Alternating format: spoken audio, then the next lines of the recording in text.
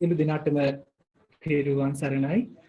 ශ්‍රී බුද්ධ වර්ෂ 2565 වූ ඉල්මස අව 11වක නම් පිටිලත් කුජ දින හෙවත් විවහාරික වර්ෂ ප්‍රමාණයෙන් 2021ක් වූ නොවැම්බර් මාස 30 වන අඟහරුවාදා දින ලෝකේ පුරා විසිරී සිටින ඔබ අප සෑම සියලු දෙනාම සුපුරුදු පරිදි අදත් මේ එක් වී සිටින්නේ පේරාදෙණිය විශ්වවිද්‍යාලීය විද්‍යාපීඨ බෞද්ධ සහෝදර සංගමයේ විසින් සංවිධානය කෙරෙන නිසල චිත්ත භාවනාමය වැඩසටහන් මාලාවේ තවත් එක්තරා වැඩසටහනක් සමගයි.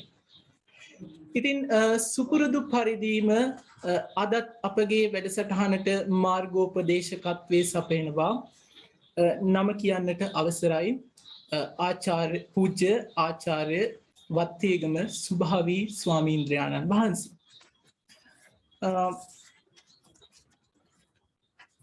එවැගේම සුපුරුදු පරිදිම අපගේ ගෞරවනීය ආරාධනය අද කාරුණිකව පිළි අරගෙන ඒ ගම්භීර වූ භාවනා මාර්ගය අපිට වටහා ගත හැකි අයුරින් පැහැදිලි කර දෙමින් ඒ පරම ගාම්භීර වූ ශ්‍රී සද්ධර්මය අපගේ ජීවිතවල සැනසීම පිණිසම අපට අවබෝධ කරවීමෙහිලා කැපවන්නා වූ ගෞරවනීය ස්වාමීන්ද්‍රයාණන් වහන්සේව මා මේ උතුම් අවස්ථාවට පාදාභිවන්දනීයව පිළිගනු ලබනවා. ඒ වගේම අද දිනෙත් අපිට පෙනෙනවා සදැහැති හිතවතුන් බොහෝ පිරිසක් අප සමග මාර්ගගත ක්‍රමයේ ඔස්සේ සම්බන්ධ වී සිටින වග. ඉතින් පෙර දිනවල පරිදිම අප විශ්වවිද්‍යාලයේ විද්‍යාපීඨයේ පීඨාධිපතිතුමන් ඇතුළු ආචාර්ය මණ්ඩලයේ ආචාර්ය මහාචාර්යවරුන් ඒ වගේම අප විශ්වවිද්‍යාලයේ අනධ්‍යන කාර්ය මණ්ඩලවල මහත්මීන් ඒ වගේම අප විශ්වවිද්‍යාලයේ ඇතුළු අනිකුත් විශ්වවිද්‍යාලවලින් සහභාගී වන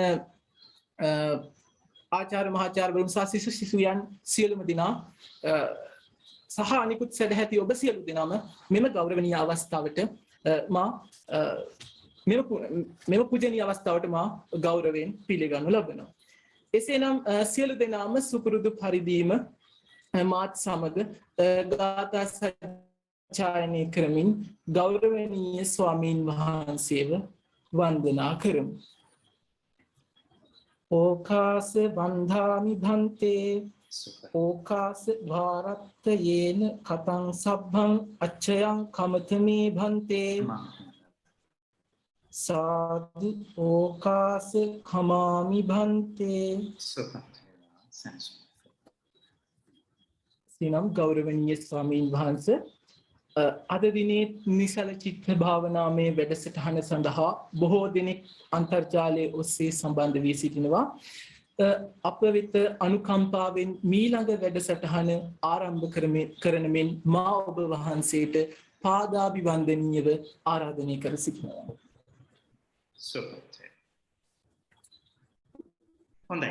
කාරුණික පින්වත්නි, කාරුණික පින්වත්වරු දෙවියනි, අද දවසේදී නැවත වතාවක් අපි මේ විදිහට සති දෙකකට සැරයක් සති දෙකකට වතාවක් සිද්ධ වෙන මිනිසල චිත්ත භාවනා වැඩසටහනේ තව වැඩසටහනකටයි අපි මේ පැමිණිලා ඉන්නේ.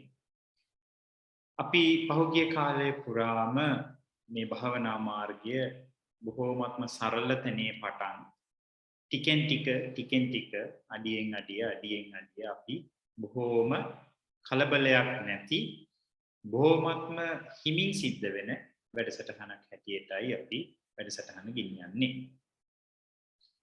ඒකට හේතුවක් වෙන්නේ සාමාන්‍යයෙන් මේ ලෝකයේ බොහෝමත්ම ඉක්මනින් වෙන දේවල් බොහෝමයක් ඒවල ප්‍රතිඵලය සමහරවිට ඉක්මන් වගේ පෙනුණා වුණාට ඒ ප්‍රතිඵලය පවත්වා ගැනීමෙහිලා දුෂ්කරතාවයන් හටගන්නවා.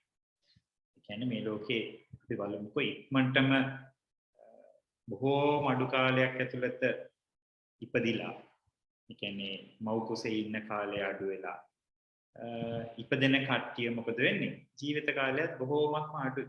බිත්තරයක බොහෝම කෙටි කාලයක් ඉඳලා ඉපදෙන කට්ටිය මොකද වෙන්නේ? ජීවත් වීමත් බොහෝමත්ම අඩුයි සාපේක්ෂව. නමුත් බොහෝ කාලයක් තිස්සේ අපි හිතමුකෝ මිනිස්සෙක් ගත්තොත් මාස 9ක් විතර කාලයක් මව්කුසක ඉඳලා ඉපදිලා අවුරුදු 80ක් විතර ඉන්නවා. සාමාන්‍යයෙන් අපි ගත්තොත් ඇත් කුලය හෝ අලි ගත්තොත් ඒ ඇත්තෝ අවුරුදු 1කමාරක් විතර කාලයක් මගේ මතකයේ හැටියට මාස 18ක විතර ප්‍රමාණයක් මව්කුස තුල ඉඳලා ඉපදිලත් ඒගොල්ලොත් අවුරුදු 70ක් 80ක් විතර වගේ දීර්ඝ කාලයක් ජීවත් වෙනවා. ඒකෙන් කියන්නේ නැහැ මේ මනින්ම සිද්ධ වෙන ඒවා හැම එකක්ම නරකයි කියලා. නමුත් භාවනා මාර්ගයේ ඉවසීමෙන් යන්නට ඕන එකක්. භාවනා මාර්ගයේ බොහොමත්ම පහසුවෙන් යන්නට ඕන එකක්. ඒක හදිස්සියේ යන්නට බැරි එකක්. ඉක්මනින් යන එකයි හදිස්සියයි කියලා කියන්නේ දෙක. ඉක්මන් කියලා කියන්නේ සාමාන්‍යයෙන් සිහියක් ඇතුව කල්පනාවක් ඇතුව වැඩ කටයුතු වල වේගය වැඩි කරන එක. හදිස්සිය කියලා කියන්නේ වැඩේ වේගෙන් කරන්න පටන් ගන්නවා නමුත් සිහිය සහ ඒකාග්‍රතාවයෙන් අයින් වෙනවා. එතකොට ඒකේ ප්‍රතිඵලය තමයි පටන් ගත්ත වැඩේ ඉක්මනින් කරන්න හැදුවට ඒක සම්පූර්ණ කරගන්නට බැරි වෙනවා. ඒකේ ප්‍රතිඵලය බොහොමත්ම අඩුයි. එහෙමත් නැත්නම් අනිටු ප්‍රතිඵල ගොඩක් වෙලාවට එන්නට හැකියාව ඉඩ තියෙනවා. ඒක නිසා බොහොමත්ම පියවරෙන් පියවරයි මේ වැඩසටහන් පෙළ අපි මේ විදිහට කරගෙන යන්නේ. හොඳයි පින්වත්නි, අපි මේ වෙලාවේදී අපි ප්‍රායෝගික භාවනාවේ යම්කිසි කාලයක් නිරත වෙලා අද දවස අපි කරුණාකාරණා විග්‍රහ කරගැනීමකට වඩා අපි මෙච්චර කල් මොනවද කරගෙන ආවේ කියන දේ පිළිබඳව නැවත වතාවක් කතා බහ කරලා ඊට පස්සේ මේ තමන් පිළිබඳව මතක් සේවයක් කරගන්න එක බොහෝමත්ම වටිනවා. හේතුව තමයි ඕනම වැඩක් කරලා ඉවරනාට පස්සේ මොනවද මට වුනේ? ඒකෙන් මොන දේවල්ද මට හම්බුනේ? මෙන්න මේ දේවල් පිළිබඳව අපි නැවත වතාවක් ආවර්ජනයක් කරලා බැලීම බොහෝමත්ම වැදගත් කාරණාවක්. ඉතින් ඊට පෙර අපි අපේ භාවනාව අපි ආරම්භ කරලා ඒ භාවනාව සිද්ධ කරලා ඉවරනාට පස්සේ අපි මේ වැඩේට අපි යොමු වෙනවා. හොඳයි පින්වත්නි, අපි එහෙනම් ප්‍රායෝගික භාවනාව සිද්ධ කරන්නට බලාපොරොත්තු වෙන්නේ. අපි සාමාන්‍ය ක්‍රමවේදය තමයි ඉරියාපත භාවනාව. එහෙම නැත්නම් අපේ ඉරියව් පිළිබඳව, ඉඳගෙන ඉන්න ඉරියව්ව පිළිබඳව අපි මූලික වශයෙන්ම සිහිය යොමු කරලා ඊට පස්සේ අපි ගැඹුරු හුස්ම බොහොම චුට්ට වෙලාවක් පුරුදු කරලා ඊට පස්සේ අපි ආනාපානසති භාවනාවට එන එක තමයි අපේ සුපුරුදු ක්‍රම රටාව. ඉච්චරකලුත් අපි කරේ ඒ ක්‍රමවේදයම තමයි. ඉතින් ඒක නිසා අද දවසේදීත් අපි ඒ ක්‍රමයම අනුගමනය කරමු. මම පෙර කිව්වා වගේ ඉරියාපත භාවනාව දැන් බොහෝ කාලයක් කරන නිසා අපි එන්න මේකේ විස්තරාත්මකව විග්‍රහ කිරීම පොඩ අඩු කරන්නට අපි පොඩ්ඩක් කල්පනා කරනවා. හේතුව තමයි මේ වෙනකොට ඔයගොල්ලන්ට කියලා දීපු දේවල් ඔයගොල්ලෝ ඔයගොල්ලන්ගේ ඇතුළට අරගෙන පුහුණු කිරීම කරලා තියෙන එකයි වැදගත්. පින්වත් දරු දැරියනේ හැමදාම හැම වෙලාවකම අනුන්ගේ උපදෙස් මත නැත්නම් ඒගොල්ලන්ගේ උපදෙස් ගත්තර කමන්නේ. නමුත් ඒගොල්ලන්ගේ මත යැපෙන එක එච්චර හොඳ වැඩක් නෙවෙයි. තමන් ඉගෙන ගත්ත දේ ඒක තමයි ප්‍රායෝගිකව සිද්ධ කරලා ඊට පස්සේ අපි හිමීට ඔය අත්තන්ට බාර දෙන්න වෙනවා. නැත්නම් ඔයගොල්ලෝ ඒක තමන්ගේ ඇතුළට අරගෙන තමන් පුරුදු කරගෙන යන්නට ඕන. පොඩි දරුවෙක් වුණත් චූටි බබෙක් ඉපදිලා බොහොම කෙටි කාලයක් ළමයෙක් වුණත් බිම දනගාගෙන යන කාලෙදී නැගිටින්න උත්සාහ කරන කාලෙදී ඇවිදින්න උත්සාහ කරන කාලෙදී පොඩ්ඩක් උදව් කරන්න ඕනේ. නමුත් ඊට පස්සේ එක වෙලාවක් එනවා දෙමව්පියන් විසින් ඒ දරුවව ඇවිදින්නට පුරුදු කරනකොට ඒ දරුවව අත්හරින්නට ඕනේ. සැලකිල්ලෙන් බලන් ඉන්නට ඕනේ. නමුත් අත්හරින මොහොතක් තියෙනවා. ඒ අත්හැරියේ නැත්නම් කවදාවත් ඒ දරුවෙක් තමන්ගේ දෙපයින් නැගිටලා තමන්ගේ ඇවිදීම ආදී කටයුතු කරගන්නේ නැහැ. ඉතින් ඒක නිසා භාවනා මාර්ගයේ උනත් එච්චර තමයි. ගුරුවරු එක්තරා ප්‍රමාණයකට උගන්වනවා. ඊට පස්සේ ඉගෙන ගන්න පිරිස මේ භාවනා මාර්ගය තමන් තුළට අරගෙන ඊට පස්සේ ඒක පුරුදු කරන්නට ඕන. හැම වෙලාවකම හැම දවසකම අපි යටීන් ක්‍රමවේදය මම පෞද්ගලිකව ප්‍රිය කරන්නේ නැහැ. හේතුව තමයි තමන් දෙයක් ඉගෙන ගත්තොත් ඊට පස්සේ ඒක තමන් දියුණු කරගන්නට ඕනේ. ගුරුවරු හැටියට වික්ෂුන් වහන්සේලා මේ ධර්ම ගුරුවරු හැටියට ඒ තමන්ගේ වැඩෙන එකේදී ඒ පිළිබඳව කියලා දෙනවා. තමන්ගේ ඉදිරි කටයුතු ඉදිරි භාවනා කටයුතු සඳහා උදව් කරනවා. නමුත් හැම වෙලාවකම පියවරෙන් පියවර මුල ඉඳලා තල්ලු කරගෙන යන ගතිය අඩු කිරීම අපි සිද්ධ කරන එක බොහෝමත්ම වැදගත් කාරණාවක් වෙනවා. හොඳයි. අපි එහෙනම් ඉස්සෙල්ලාම ප්‍රායෝගික භාවනා මාර්ගය පුරුදු පුහුණු කරලා අපි වැඩසටහන ආරම්භ කරමු. කාට හරි ප්‍රශ්නයක් තියෙනවද?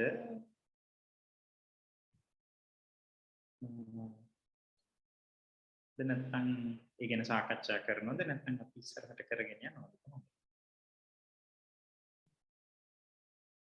ගැටලුවක් තියෙනවා නම් අහන්න. තප්පර කීපයක් දෙන්න. නැත්නම් අපි වැඩසටහනට යමු. නෑ වගේ නේද? අපි එහෙනම් ප්‍රායෝගිකව මේ වෙලාවේදී භාවනාව සඳහා යොමු. හොඳයි පින්වත්නි, අපි බොහෝමත්ම පහසුවෙන් ඉඳගමු මේ වෙලාවේදී. ඉඳගෙන ඉන්න ඉරියව්වට පැමිණිලා අපි මේ වෙලාවේදී අපි මුලින්මම තමන්ගේ ඉඳගෙන ඉන්න ඉරියව්ව අපි සිහි කරන්නටයි යන්නේ. වම් අත උඩ දකුණු අත අපි කියලා දීලා තියෙනවා කොයි ආකාරයකටද තියාගන්නේ කියලා. මේ විදිහට තියාගත්ත අත් තමන්ගේ ඔඩොක්කුව උඩ ධාරණ මණ්ඩිය ගොතාගෙන නම් ඉන්නේ තමන්ගේ ඔඩොක්කුව උඩ. එහෙම නැත්නම් ඉඳගෙන ඉන්න ඉරියව්ව තුළදී තමන්ගේ පාදයන් උඩ තබාගෙන අපි මේ වෙලාවේදී බොහෝමත්ම හොඳින් ඇස් දෙක පියාගමු. නමුත් ඇස් දෙක තද කරන්නේ නැහැ. අපි මේක මතක් කරලා තියෙනවා. අපි පළමුවෙන්ම ඇස් දෙක පියාගෙන බාහිර ලෝකයේ තියෙන ශබ්ද පිළිබඳව බොහෝමත්ම හොඳට සිහියෙන් ශ්‍රවණය කරමු. බාහිර ලෝකයේ ශබ්ද මොනවද තමන්ගේ කනට ඇහෙන්නේ? පොඩ්ඩක් අහගෙන ඉන්න.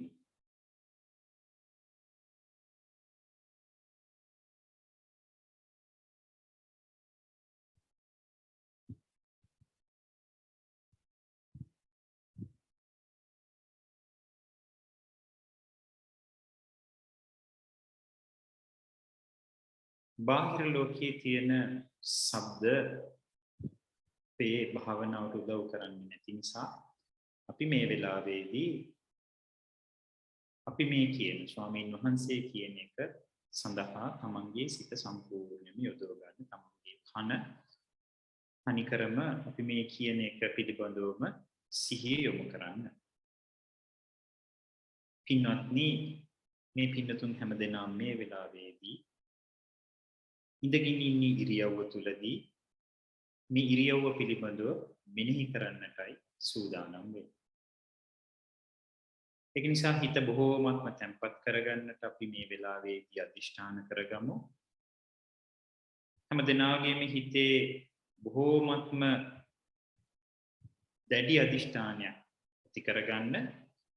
මේ භාවනා කරන කාලය තුලදී මගේ සිත මේ සිත වෙන අරමුණු වල යන්නේ නැතුව මේ භාවනාව තුලම රඳත්වා හොඳට අධිෂ්ඨාන කරගෙන මේ වෙලාවේදී අපි ඉඳගෙන ඉන්න ඉරියව්ව පිළිබඳව මෙනෙහි කරමු. පින්වත්නි, අපි මේ ඉඳගෙන ඉන්න ඉරියව්වේදී අපි පළමුවෙන්ම හිස ප්‍රදේශය අපි ගන්නෙ. මේ බෙල්ලෙන් උඩ තියෙන හිස ප්‍රදේශය කොයි ආකාරයටද පවතින්නේ කියන එක අපි මෙනෙහි කරමු.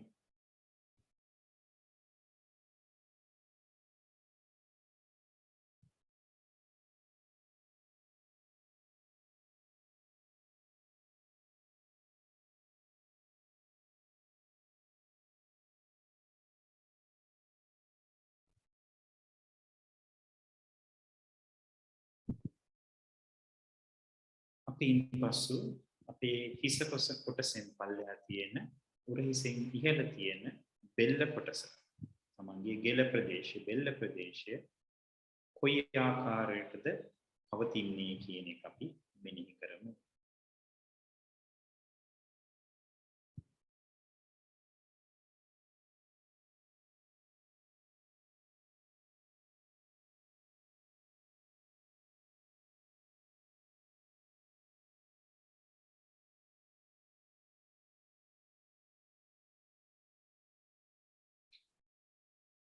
මින් පසුව අපි අපේ උරහිස් පිළිබඳව අපි මෙනෙහි කරමු. දකුණු උරහිස තිබෙනවා, වම් උරහිස තියෙනවා. මේ බෙල්ලෙන් පහළ උරහිස් දෙකක් තියෙනවා. අපි මේ වෙලාවේදී දකුණු උරහිස පවතින ආකාරය මෙනෙහි. මේ මෙනෙහි කිරීමේදී පින්වතුනි අපි දැනගන්න ඕනේ මේ උරහිස කියන සංඥාව අපි ගත්ත ගාම තමන්ගේ මනසට තමන්ගේ කයට පවා මේ උරහිස තිබෙන බව හොඳටම තේරෙනවා. හරියට අතින් අල්ලනවා වගේ තමන්ට මේ උරහිස දැනෙනවා. අන්න ඒ මට්ටමයි අපි හදාගන්නට ඕනේ. මේ වෙලාවේදී දකුණු උරහිස පවතින ආකාරය බොහොම හොඳින් මෙනෙහි කරන්න.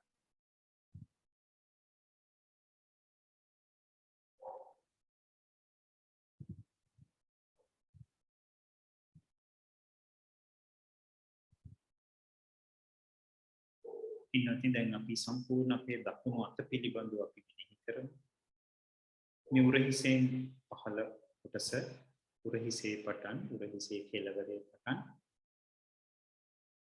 තමන්ගේ වැලමිට දක්වා ප්‍රදේශය වැලමිට ප්‍රදේශයේ සිට මණික් කටුව දක්වා ප්‍රදේශය මණික් කටුවේ සිට තමන්ගේ දකුණු අතේ අල්ල සහ ඇඟිලි දක්වාම තියෙන ප්‍රදේශය සම්පූර්ණ තමන්ගේ දකුණු අත කොයි ආකාරයකට පවතින්නේ ඒ පිළිබඳව හොඳට මෙනෙහි කරන්න.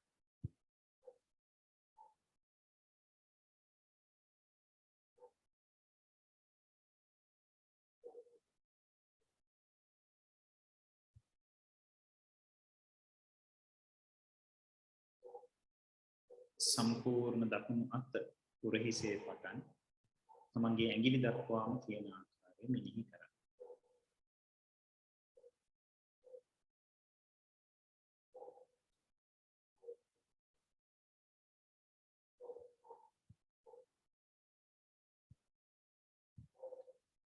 පින්වත්නි අපි මේ වෙලාවේදී වම් උරහිස බොහෝම හොඳින් මෙනෙහි කරමු. බෙල්ලේ අග පටන් වම් උරහිසේ කෙළවර දක්වා තියෙන කොටස හොඳින් මෙනෙහි කරන්න.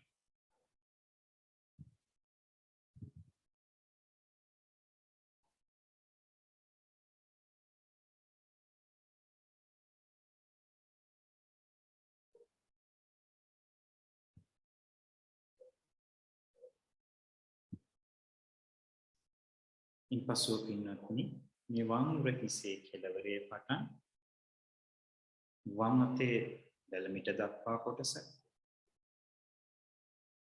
වම් අතේ වැලමිට කොටසේ සිට මණික් කටුව දක්වා ප්‍රදේශය මණික් කටුවේ පටන් තමන්ගේ වම් අතේ ඇඟිලි තුඩු දක්වා තියෙන සම්පූර්ණ කොටස මෙනෙහි කරන්න. මේ විදිහට උරහිසේ ඉඳලා ඇඟිලි දක්වා තියෙන සම්පූර්ණ වම් අත හොඳින් මෙනෙහි කරන්න.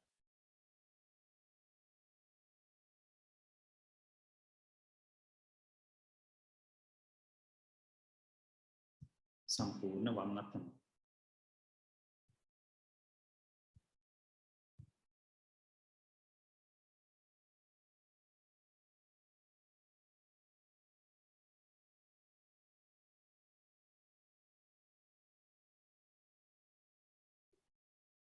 දැන් පින්වත්නි අපි මේ වෙලාවේදී නැවත වතාවක් බෙල්ලේ පටන් තමන්ගේ පිට ප්‍රදේශයෙන්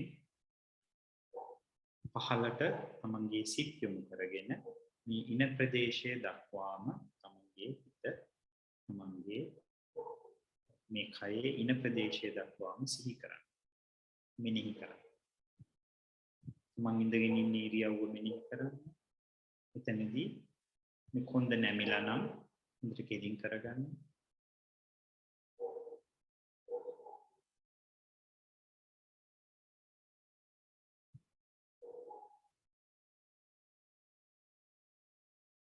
බෙල්ලේ පටන් ඉන දක්වාම තියෙන තමන්ගේ පිට ප්‍රදේශය හොඳට මෙනෙහි කරන්න.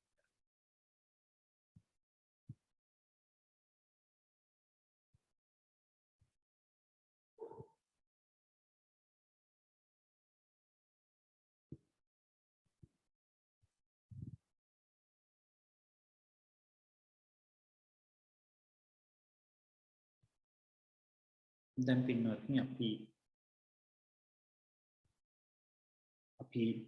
තව පියවරක් මේ විදිහට කරමු. දැන් නැවත වතාවක් ඉන ප්‍රදේශයේ පටන් බෙල්ල දක්වා මෙනෙහි කරමු. අපි ඉස්සෙල්ලා බෙල්ලේ ඉඳලා ඉන දක්වා. දැන් ඉනේ සිට බෙල්ල දක්වා පිට ප්‍රදේශයේ මෙනෙහි කරමු. ඉස්සෙල්ලා උඩ ඉඳලා පහළට, දැන් පහළ ඉඳලා ඉහළට.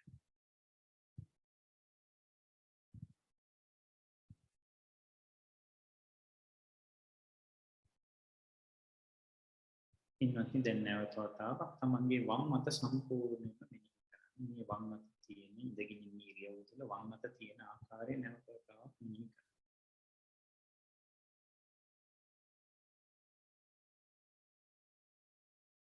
දැන් වම් උරහිස පවතින ආකාරය මෙනෙහි කරන්න.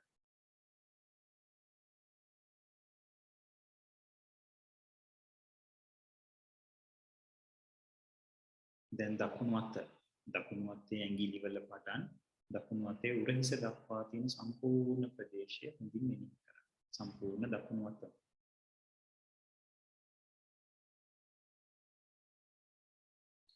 දැන් දකුණු උරහිස හොඳින් මෙනෙහි කරන්න.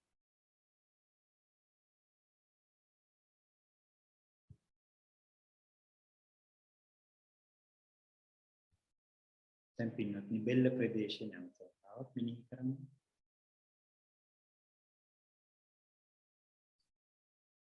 දැන් නැවත වතාවක් හිස ප්‍රදේශය මෙනෙහි කරන්න.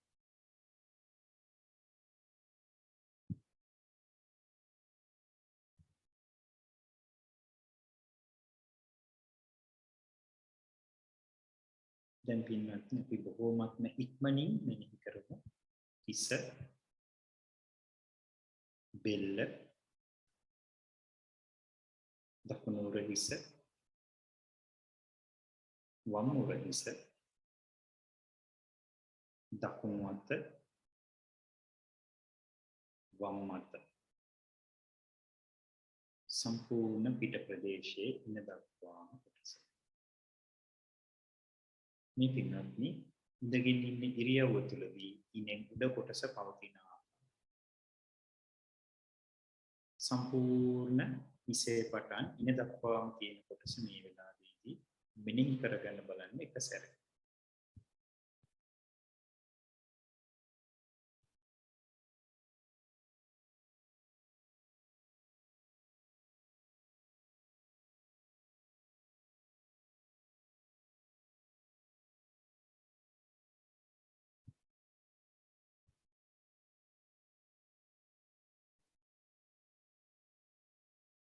දැන් පින්වත්නි මේ වෙලාවේ අපි නැවත වතාවක් ඉන ප්‍රදේශයේ පටන් මේ ඉනෙන් පහළ ප්‍රදේශය අපි මෙනෙහි කරමු.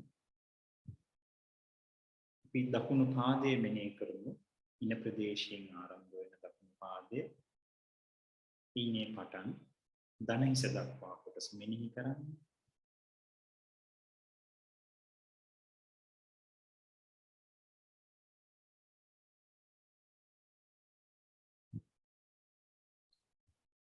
දන හිසේ පටන් වලලු කර දක්වා කොටස මෙනෙහි කරන්න.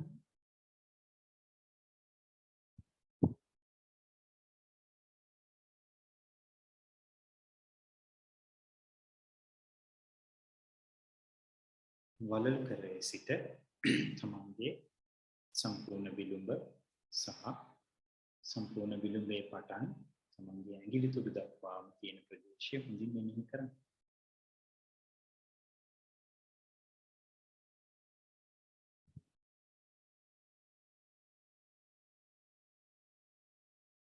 නැවත වතාවක් ඇඟිලි වල පටන් විලුඹ දක්වා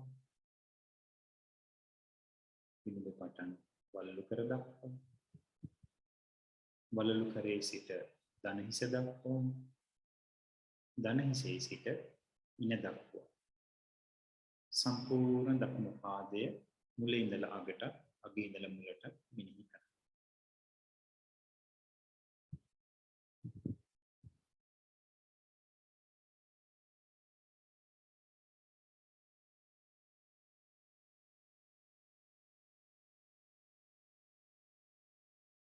හොඳයි මේ වෙලාවේදී වම් පාදයේ පිළිබඳව අපි මෙනෙහි කරමු. ඉනේ පටන් වම් දන හිස දක්වාම තියෙන ප්‍රදේශය බොහෝම හොඳට මෙනෙහි.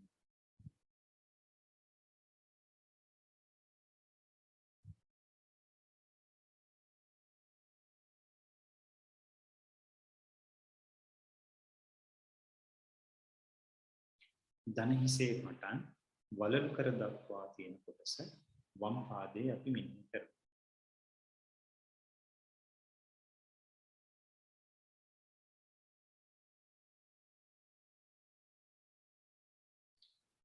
වලලු කරේ ඉඳලා විලුඹ දක්වා තියෙන කොටස අපි මෙනෙහි කරමු හොඳින්.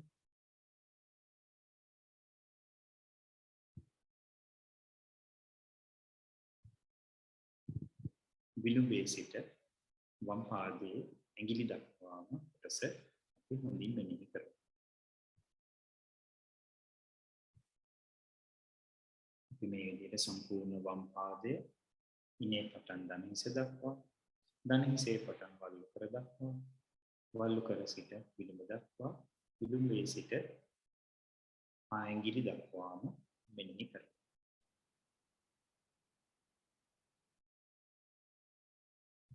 නැවත වතාවක් පින්වත්නි වම් පාදයේ ඇඟිලි සිට විලුඹ දක්වා තියෙන කොටස මෙනෙහි කරමු.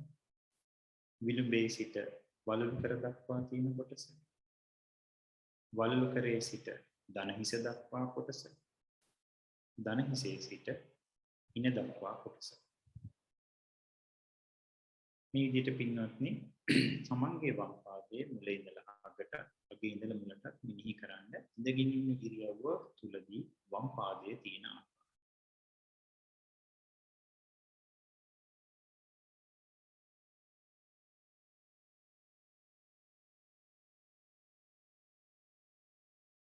සම්පූර්ණ වම් පාදයේ තියෙන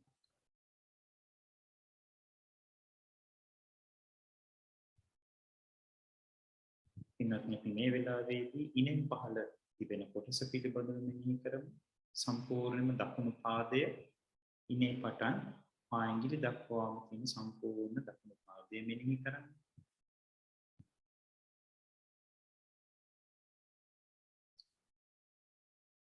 ඒ වගේම වම් පාදයට හොඳින් මෙනෙහි කරන්න.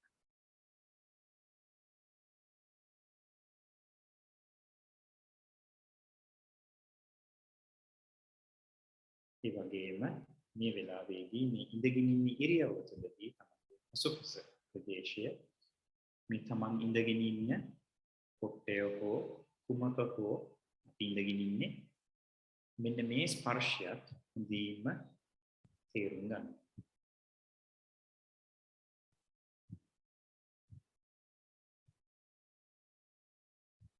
මේ තමයි පින්වත්නි ශරීරයේ සම්පූර්ණයෙන්ම ඉඳගෙන ඉන්න ඉරියව්ව තියෙන ආකාරය.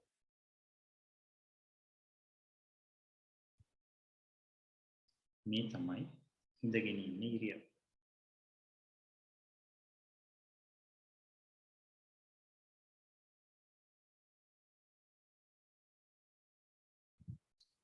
හොඳයි පින්වත්නි අපි මේ වෙලාවේදී නැවත වතාවක් අපේ සිත අපේ හිස් මුදුනට අපි යොමු කරමු.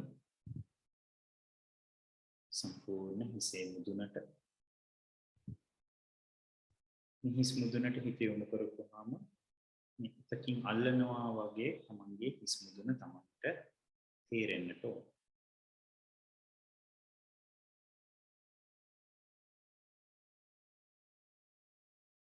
හිස් මුදුනේ පල්ලෙහාට ඉදිරියට තමන්ගේ නළල ප්‍රදේශයේ බොහෝමත්ම හොඳින් මෙනෙහි කරන්න.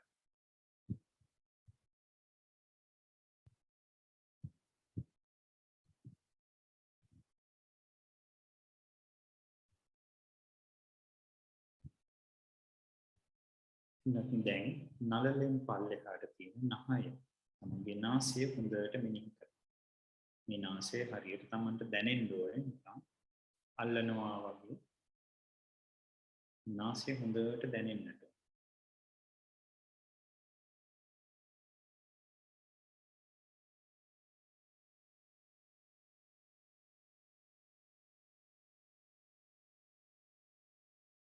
මේ නාසයේ යට කොටසේ තිබෙනවා නාස් සිදුරු දෙකක්. මේ නාස් සිදුරු දෙකෙන් තමයි හුස්ම ඇතුළට එන්නේ, හුස්ම පිට වෙන්නේ.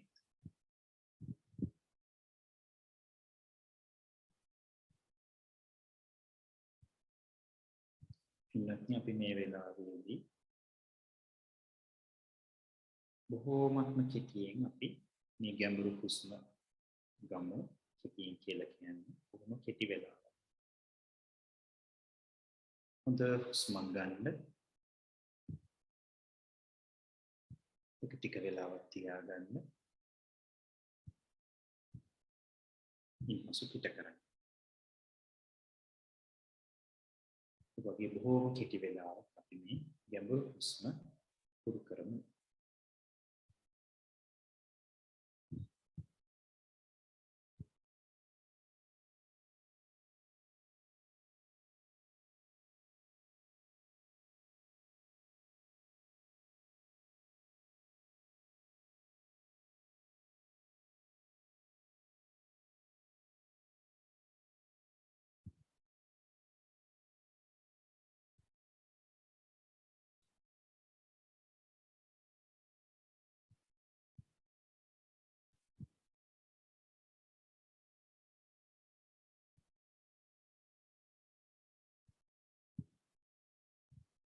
දැන් පින්නත් අපි මේ වෙලාවේදී ගැඹුරු හුස්ම ගැඹුරින් ගන්න එක නතර කරලා තමන්ගේ සාමාන්‍ය හුස්මට සම්පූර්ණ සිත යොමු කරගන්න. හුස්ම ඇතුළට එනකොට නාසය තුලින් මේ හුස්ම ඇතුළට එනවා කියන එක දැනගන්න. හුස්ම පිට කරනකොට හුස්ම පිට වෙනකොට හුස්ම පිට වෙනවා කියන එක හොඳින් දැනගන්න.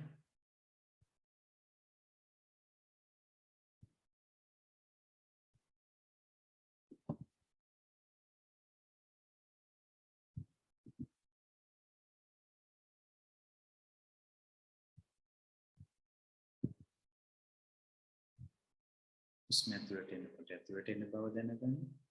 හුස්ම පිට වෙනකොට පිට වෙන බව දැනගන්න.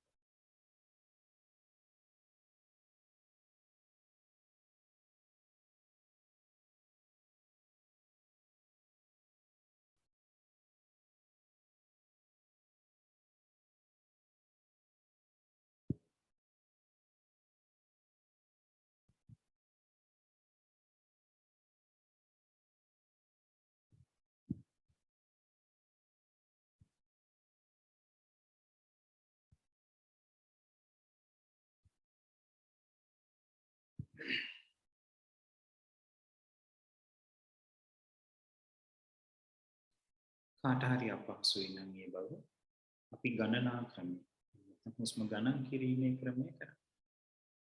හුස්ම ඇතුළට එනකොට 1යි පිට වෙනකොට 1යි. හුස්ම ඇතුළට එනකොට 2යි පිට වෙනකොට 2යි. ඊළඟ හුස්ම ඇතුළට 3යි පිට වෙනකොට 3යි. ඊළඟ හුස්ම ඇතුළට එනකොට 4යි පිට වෙනකොට 4යි. 5යි 5යි 6යි 6යි 7යි 7යි 8යි 8යි. නැවත වතාවක් එකේ ඉඳලා ගණන් කරමින් හුස්ම ඇතුළට එන එකක් පිට වෙන එකක් පිළිබඳව සිහිය උපදවා ගන්න.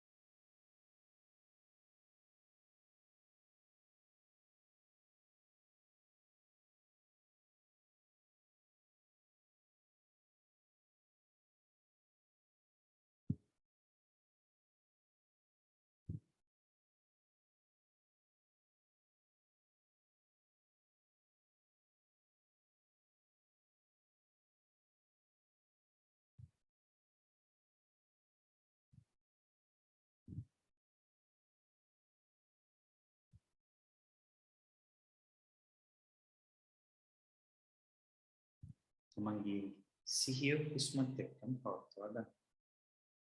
හුස්ම ඇතුළට එනකොට එන බව දැනගන්න. හුස්ම පිට වෙනකොට පිට වෙන බව දැනගන්න.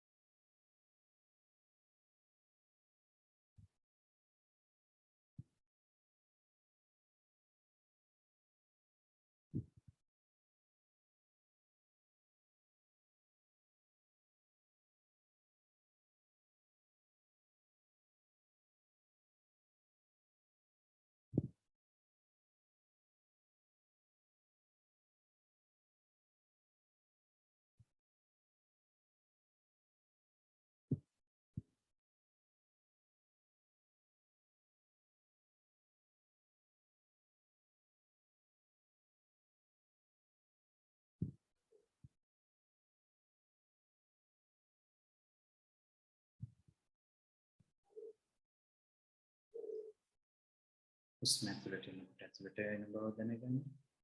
හුස්ම පිට වෙනකොට පිට වෙන බව දැනගන්න.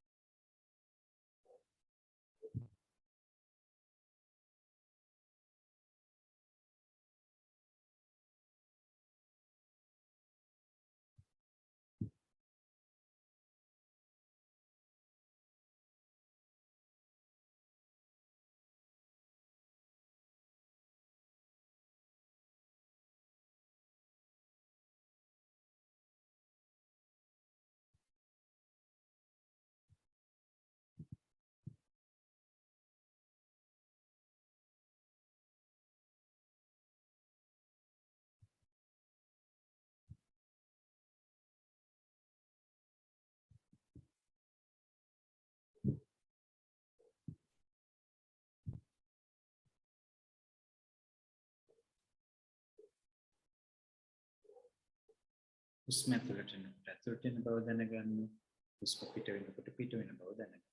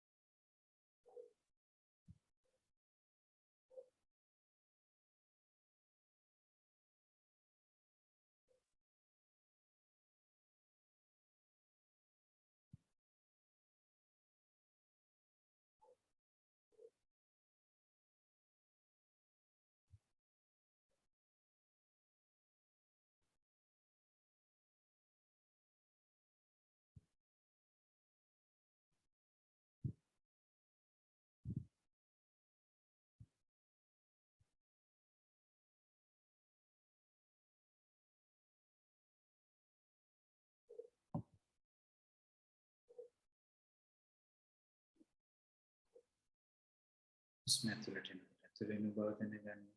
හුස්ම පිට වෙනකොට පිට වෙන බව දැනගන්න.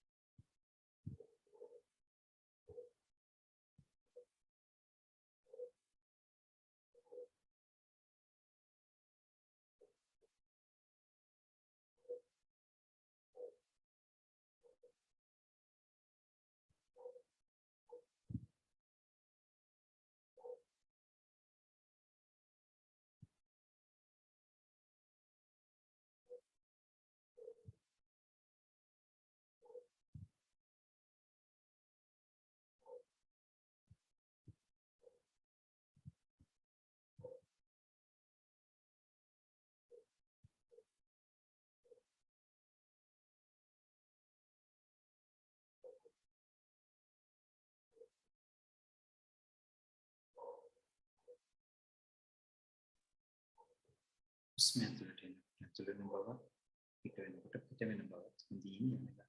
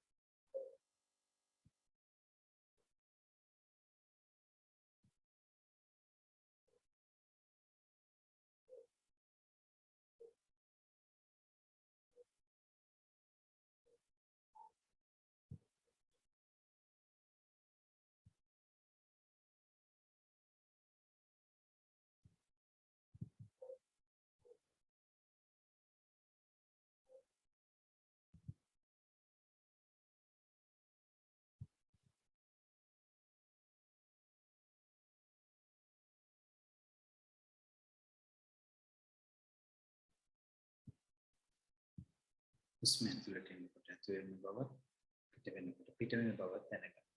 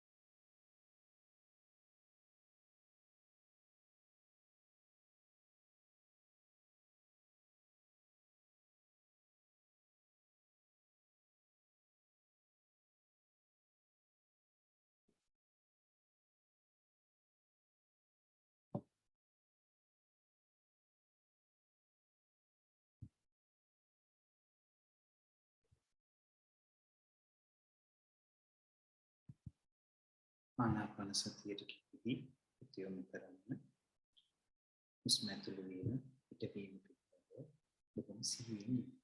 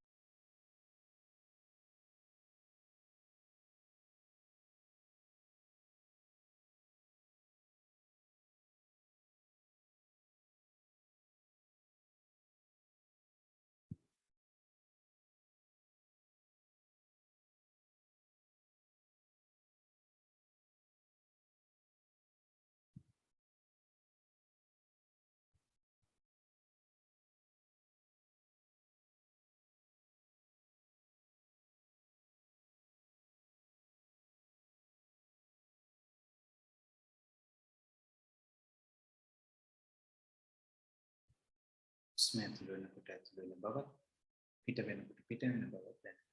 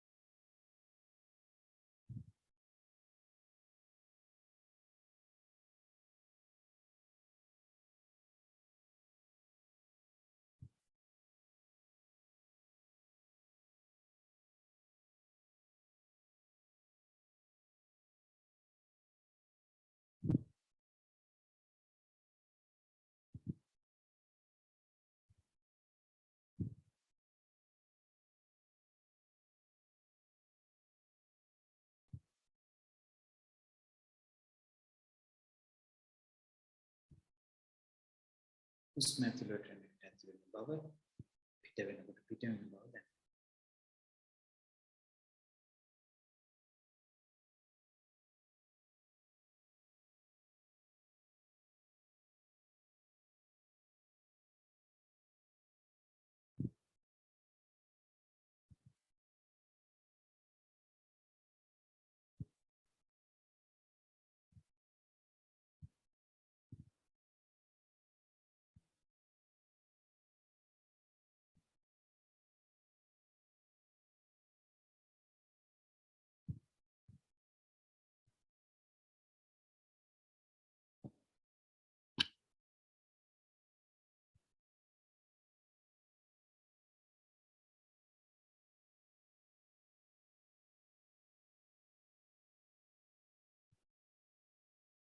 තමන්ගේ හුස්ම පිළිබඳව බොහෝම හොඳ සිහියෙන් ඉන්න.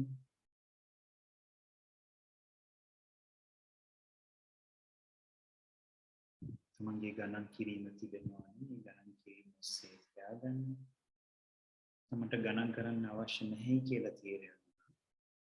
ගණන් කිරීම අත්හැරලා දාලා ඇතුළු වෙන හුස්ම ඇතුළු වෙන බවත් පිට වෙන හුස්ම පිට වෙන බවත් හොඳින් මෙනෙහි කරන්න.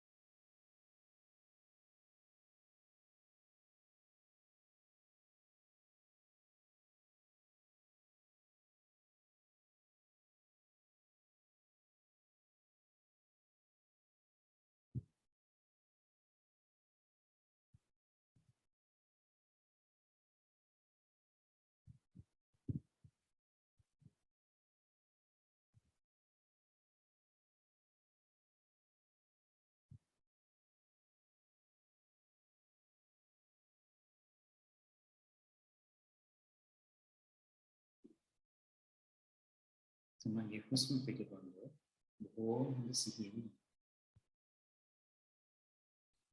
නොයෙකුත් වේදනාවල් හට ගන්නවා ඇති ඇඟේ. මේ පිළිබඳව සිහිය යොමු කරන්න ඕනේ. හුස්ම පිළිබඳවම සිහිය තබා ගන්න.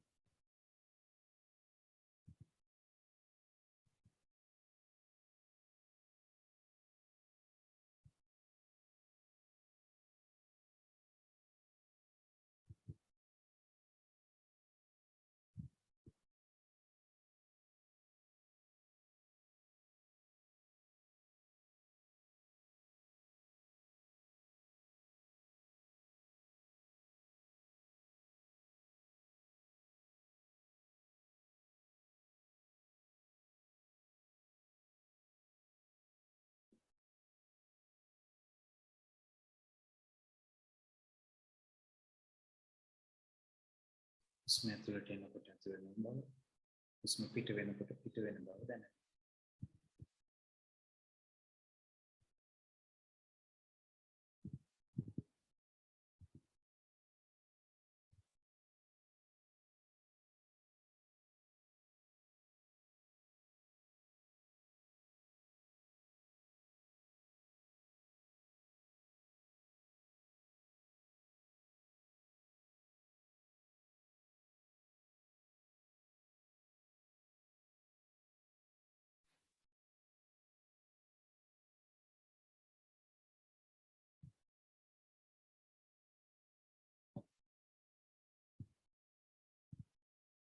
හොඳයි කාරුණික පින්වත්නි අපි මේ වෙලාවේදී මේ වෙලාවට මේ භාවනාව අපි අවසන් කරමු.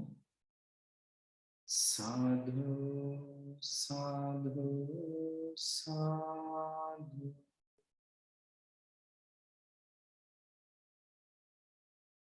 බොහෝමත්ම හිමි ඇස් දෙක අරින්න.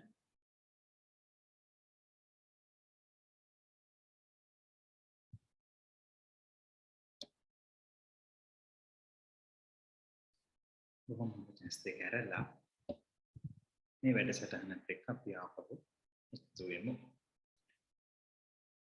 හොඳයි කාරුණික පින්වත්නි, කාරුණික දුවදරුවනි, කවුරු හරි කෙනෙක් මෙතන ඉන්න ඕනෑම කෙනෙක් අපි විනාඩි 40ක කාලයක් අපි ගිය සැරේත් අපි මේ විදිහටම හිටිය විනාඩි 40ක කාලයක් මේ ඉරියාපත කොටසේ පටන් ආනාපාන සතිය දක්වාම කරගෙන ආවා.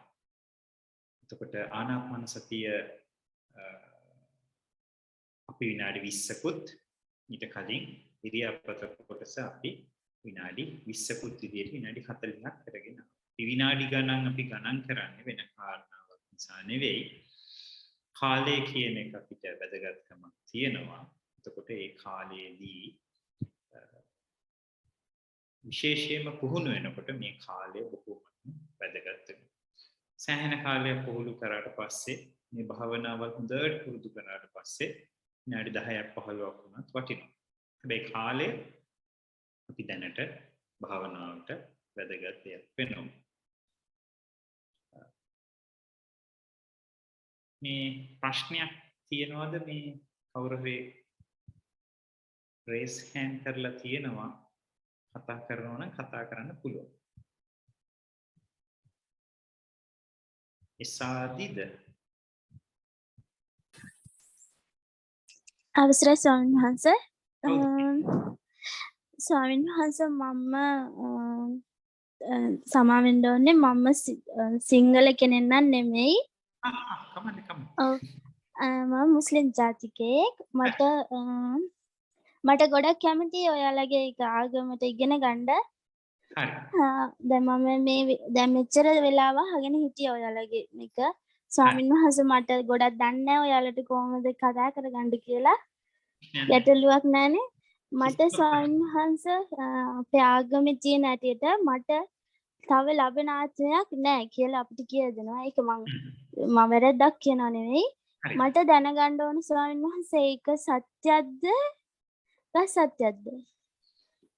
හොඳයි දුවේ මෙහෙම කියමුකෝ. දැන් ඕගොල්ලන්ට කියනවා නම් ඕගොල්ලන්ගේ ආගමේ කියනවා ඊළඟ ආත්මයක් නැහැ. ප්‍රශ්නේ තියෙන්නේ මේ අපි බලමු මෙහෙම. දැන් ඕගොල්ලන්ගේ ආගමේ කට්ටියත් මැරෙනවනේ නේ. දැන් මිනිස්සු හැටියට ඕගොල්ලෝ කවුරුත් මැරෙනවනේ නේ. ඒක දන්නවනේ. ඔව්. හරි. මරණයට පස්සේ මොකද වෙන්නේ? අපි එකතු කරගන්න පින් අනුව අපිට නිරය කියනවා ස්වර්ගය කියනවා. හරි. ඒ දෙක ඒක අපිට එකක් තීරණය වෙනවා අපි කරගන්න පින අනුවට. හරි. දැන් ඉතින් එතනම කියන්නේ නැද්ද දුවේ ඊළඟ තැනක ආපහු යනවයි කියන මෙතන ඉඳලා? මෙතනින් ඉවර වෙලා මේ ගමන ඉවර වෙලා ඊළඟ තැනකට යනවා කියන එක නැද්ද? ඒක තමයි අපි බෞද්ධයෝ හැටියට කියන්නේ මේ මිනිස්සෙක් හැටියට අපි ඉපදිලා ඉඳලා. ඊට පස්සේ මොකද වෙන්නේ? මේ ශරීරය දුර්වල වෙලා හරි මොනවා වෙලා හරි මේ ශරීරය තව දුරටත් වැඩ කරන්නේ නැති වෙලාවක් එනවා. ඒකට අපි කියනවා මැරෙනවා. මැරුණට පස්සේ මොකද වෙන්නේ සිද්ධුවේ? අපිට මේ කය වැඩක් නැහැ. මේ ඇඟේ දැන් වැඩක් කරගන්න බෑ. මේ ශරීරේ වැඩක් නැහැ. දැන් මොකද වෙන්නේ? අපි තේරෙන විදිහට කියමුකෝ. දැන් මේ මනස කියලා එකක් තියෙනවානේ. මේ මනස මොකද වෙන්නේ? මේ කයේ වැඩ කරන්න බැරි හින්දා මොකද වෙන්නේ? ඔන්න ඔයා කිව්වා වගේ අපේ කරගන්න හොඳ දේවල් හෝ නරක දේවල් පින හෝ පව අනුව මොකද වෙන්නේ? වෙන ශරීරයකට යනවා. අපි එහෙම කිව්ව. ඒක ගැඹුරු ධර්මයක ඇත්තෙන් ගත්තොත් ඊට වඩා හරිම විශාල කතාවක් තියෙනවා. නමුත් මොකද වෙන්නේ? අපි මෙතන ඉඳලා ඉන්නවා ජීවත් වෙනවා. මේ කය ඊට පස්සේ මැරෙනවා. අපේ මනස ඊළඟ කයකට මේ මනස හැබැයි එක විදිහක් තියෙන එක නිකන් ස්ථිර මොනවාරි හැඩයක් තියෙන එහෙම එකක් නෙවෙයි. මනස කියන්නේ ශක්ති රටාවක්. ශක්ති ධාරාවක් කියමුකෝ. එනර්ජි එකක් කියමුකෝ. මේ එනර්ජි එක මොකද වෙන්නේ? මෙතන ඉඳලා වෙන තැනකට තමන් කරපු හොඳ නරක අනුව මොකද වෙන්නේ? මේ එනර්ජි එක පොසිටිව් එනර්ජි එකක් වෙන්නත් පුළුවන්, නෙගටිව් එනර්ජි එකක් වෙන්නත් පුළුවන්. නෙගටිව් එනර්ජි එකක් නම් තමන් ජීවිතේ හදලා තියෙන්නේ ඔන්න නෙගටිව් තැනකට තමයි ඒක ඇට්‍රැක්ට් වෙන්නේ. ඇදිලා යන්නේ. පොසිටිව් දේවල් නම් කරලා තියෙන මොකද වෙන්නේ? ඒ පොසිටිව් තැනකට ඇදිලා යන්නේ. දැන් අපේ ධර්මයේ තියෙනවා මොකද්ද? දැන් ඔයගොල්ලෝගේ දුවේ ඔයගොල්ලන්ගේ තියෙනවා එක්ක අපායට යනවා එක්ක දිව්‍ය ලෝකයට යනවා. දැන් අපිට කියලා දීලා තියෙන බුදුරජාණන් වහන්සේ මේ අපාය හරි දිව්‍ය ලෝකෙ කවදාවත් ස්ථිර එහෙමත් නැත්නම් එක දිගට තියෙන එකක් නෙවෙයි. ඒ අපාය හරි දිව්‍ය ලෝකෙ හරි ගියත් මොකද වෙන්නේ? එතනින් එහාට ඉවරයක් නැහැ. ආපහු සැරයක් මොකද වෙන්නේ? ඒ අපාය හරි දිව්‍ය ලෝකෙ හරි අපේ මේ මනුස්ස ලෝකේ වගේම තියෙනවා ආයුෂ ප්‍රමාණයක්. හරි ජීවත් වෙන්න යම්කිසි කාලයක් තියෙනවා. එතනින් පස්සේ මොකද වෙන්නේ? ආයේ ඒ දිව්‍ය ලෝකේ හරි අපාය හරි මොනවා හරි කරගන්න දේවල් තුලින් ආපහු සැරයක් ආයේ කොහේ හරි තැනක උපදින. දැන් අපේ ධර්මයේ දැන් ඔයගොල්ලන්ගේ දුවේ අපාය හරි දිව්‍ය ලෝකේ හරි තියෙන්නේ මම දන්නේ නැහැ ගොඩක් ඔයගොල්ලන්ගේ විස්තර. නමුත් අපේ ධර්මයේ තියෙනවා අපාය වර්ග 4ක් තියෙනවා. තිරිසන් අපාය කියලා තියෙනවා. ඒ කියන්නේ සත්තුන්ගේ ලෝකේ. ඊට පස්සේ ප්‍රේතයෝ කියලා જાතියක් ඉන්නවා. ඊට පස්සේ අසුරයෝ කියලා જાතියක් ඉන්නවා. ඒකත් අපායක්. ඒගොල්ලෝ මේ අපිට ඇහැට පේන්නේ නැහැ. ඒගොල්ලෝ බොහෝමත්ම මුහුදාස්සේ හරි බොහොම අඳුරු ස්ථානවල වල ගත කරන බොහෝම දුක් විඳින පිරිසක්. ඊට පස්සේ තියෙනවා යටෙන්ම තියෙනවා අපි කියන ඔය අර ගිනිදැල් තියෙන බොහොම දරුණු පිච්චෙන හැම වෙලාවම උෂ්ණයෙන් පීඩා විඳින අපායවල. ඒ අපායවලුත් වර්ග 8ක් තියෙනවා. ඒ 8ට සම්බන්ධ වෙච්ච තව 4ක් තියෙනවා. ඔහොම ලොකු කම්ප්ලෙක්ස් එකක් තියෙනවා. එතකොට ඒ ඉපදෙන කට්ටියත් මොකද වෙන්නේ? අර දැන් Taman හදාගත්ත බෑඩ් එනර්ජි තියෙනවනේ. පව් තියෙනවනේ. ඒ පව් එහෙදී පිච්චිලා බොහොම දුක් විඳලා ඒක ගෙවිලා යනවා. ගෙවිලා ගියාට පස්සේ මොකද වෙන්නේ? ඒගොල්ලෝ නැවත වතාවක් මනුස්ස ලෝකයකට එන්න පුළුවන්. හැබැයි ඒක දීර්ඝ කාලයක් යන්න පුළුවන්, ගොඩ කාලයක් යන්න පුළුවන්. ඒ විදිහට අපායට ගියත් ආය මනුස්ස ලෝකෙට එන්න පුළුවන්. දිව්‍ය ලෝකෙට ගියත් දිව්‍ය ලෝකෙත් අවුරුදු දහස් ගණන්, කෝටි ගණන් ඉඳලා මොකද වෙන්නේ? ආය සමහරවිට මනුස්ස ලෝකෙට එන්න පුළුවන්. ඒ මනුස්ස ලෝකෙන් ආය අපායට යන්න පුළුවන්, දිව්‍ය ලෝකෙට යන්න පුළුවන්. Taman කරන හොඳ නරක අනුව අපේ මේ විදිහට යනවා කියන එක තමයි අපේ ධර්මයේ සඳහන් වෙලා තියෙන්නේ. මේක බුදුදහමෙත් තියෙනවා, මේක Hindu දර්ශනයෙත් තියෙනවා. කවුරු හරි හොඳට භාවනා කරපු කෙනෙක් වුණත් මේක තේරුම් ගන්නට පුළුවන්. එකම දේ තියෙන දුවේ මේ දේවල් අපිට මේ අපේ ඇහැට කනට මේ අපේ අසකනාසය දිව ශරීරයට ගොඩක් ඒවා අහු වෙන්නේ නැහැ. ඉතින් ඒක නිසා අපිට බුදුරජාණන් වහන්සේ අපිට දේශනා කරලා තියෙන්නේ ඊළඟ ආත්මය ගැන එච්චරම හිතන්න යන්න ඕනේ නැහැ. මේ වෙලාවේ මේ දැන් present moment එකේ ඔයාගේ හිත සංසුන් කරගෙන ඔයාගේ හිත පව් කරන්නේ නැතුව පිනේ යෙදිලා තිබ්බනම් හොඳ දේ තිබ්බනම් කුසල තිබ්බනම් කියන්නේ දන් දෙන එක තමන්ගේ සීලය ආරක්ෂා කරගෙන හිත සංසුන් කරගෙන ඒ වැඩ ටික කරගෙන ගියා නම් මොකද වෙන්නේ? ඊළඟ භවය ගැන බය වෙන්න දෙයක් නැහැ. මොකද තමන් මේ වෙලාවේ තමන් හොඳට නම් ඉන්නේ. ඒකම නම් තමන් දීර්ඝ කාලයක් පුරුදු කරන්නේ. මරණ වෙලාවෙත් තමන්ගේ හිතට තමන් පුරුදු කරපු එකක්මයි බලපන්. ඒක නිසා ඊළඟ භවය ඇති තියෙන්න ඕනේ. ඒ ගැන වැඩි අපි ක්වෙස්චන් කරන්නේ නැතුව අපි මොකද කරන්නේ? මේ වෙලාවේ මම මොකද කරන්නේ?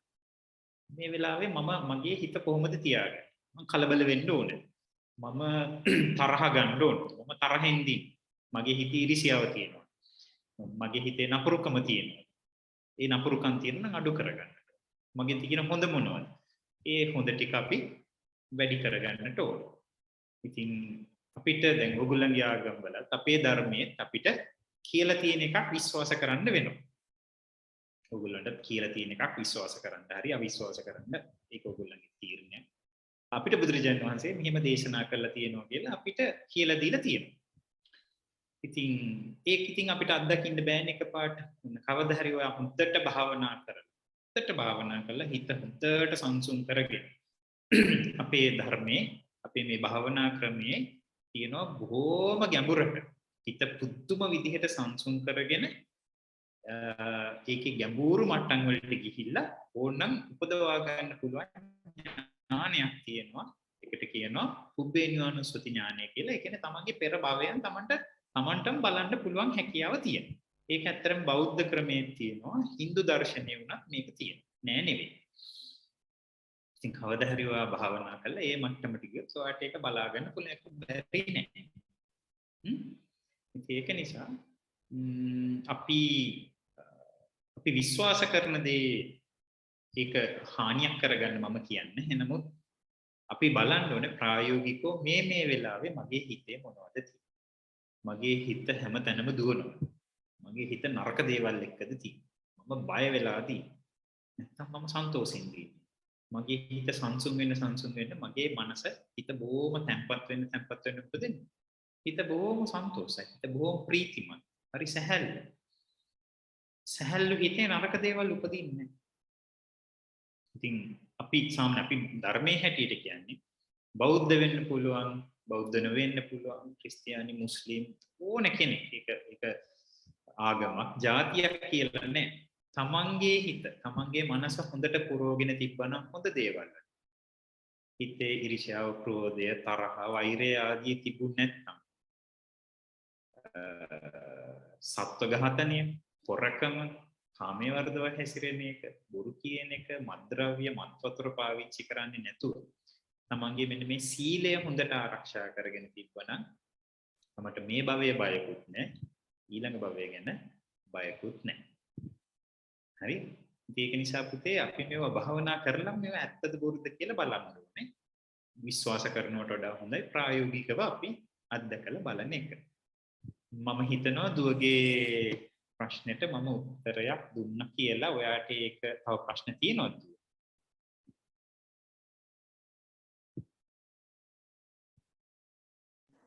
අවසරයි ස්වාමීන් වහන්සේ.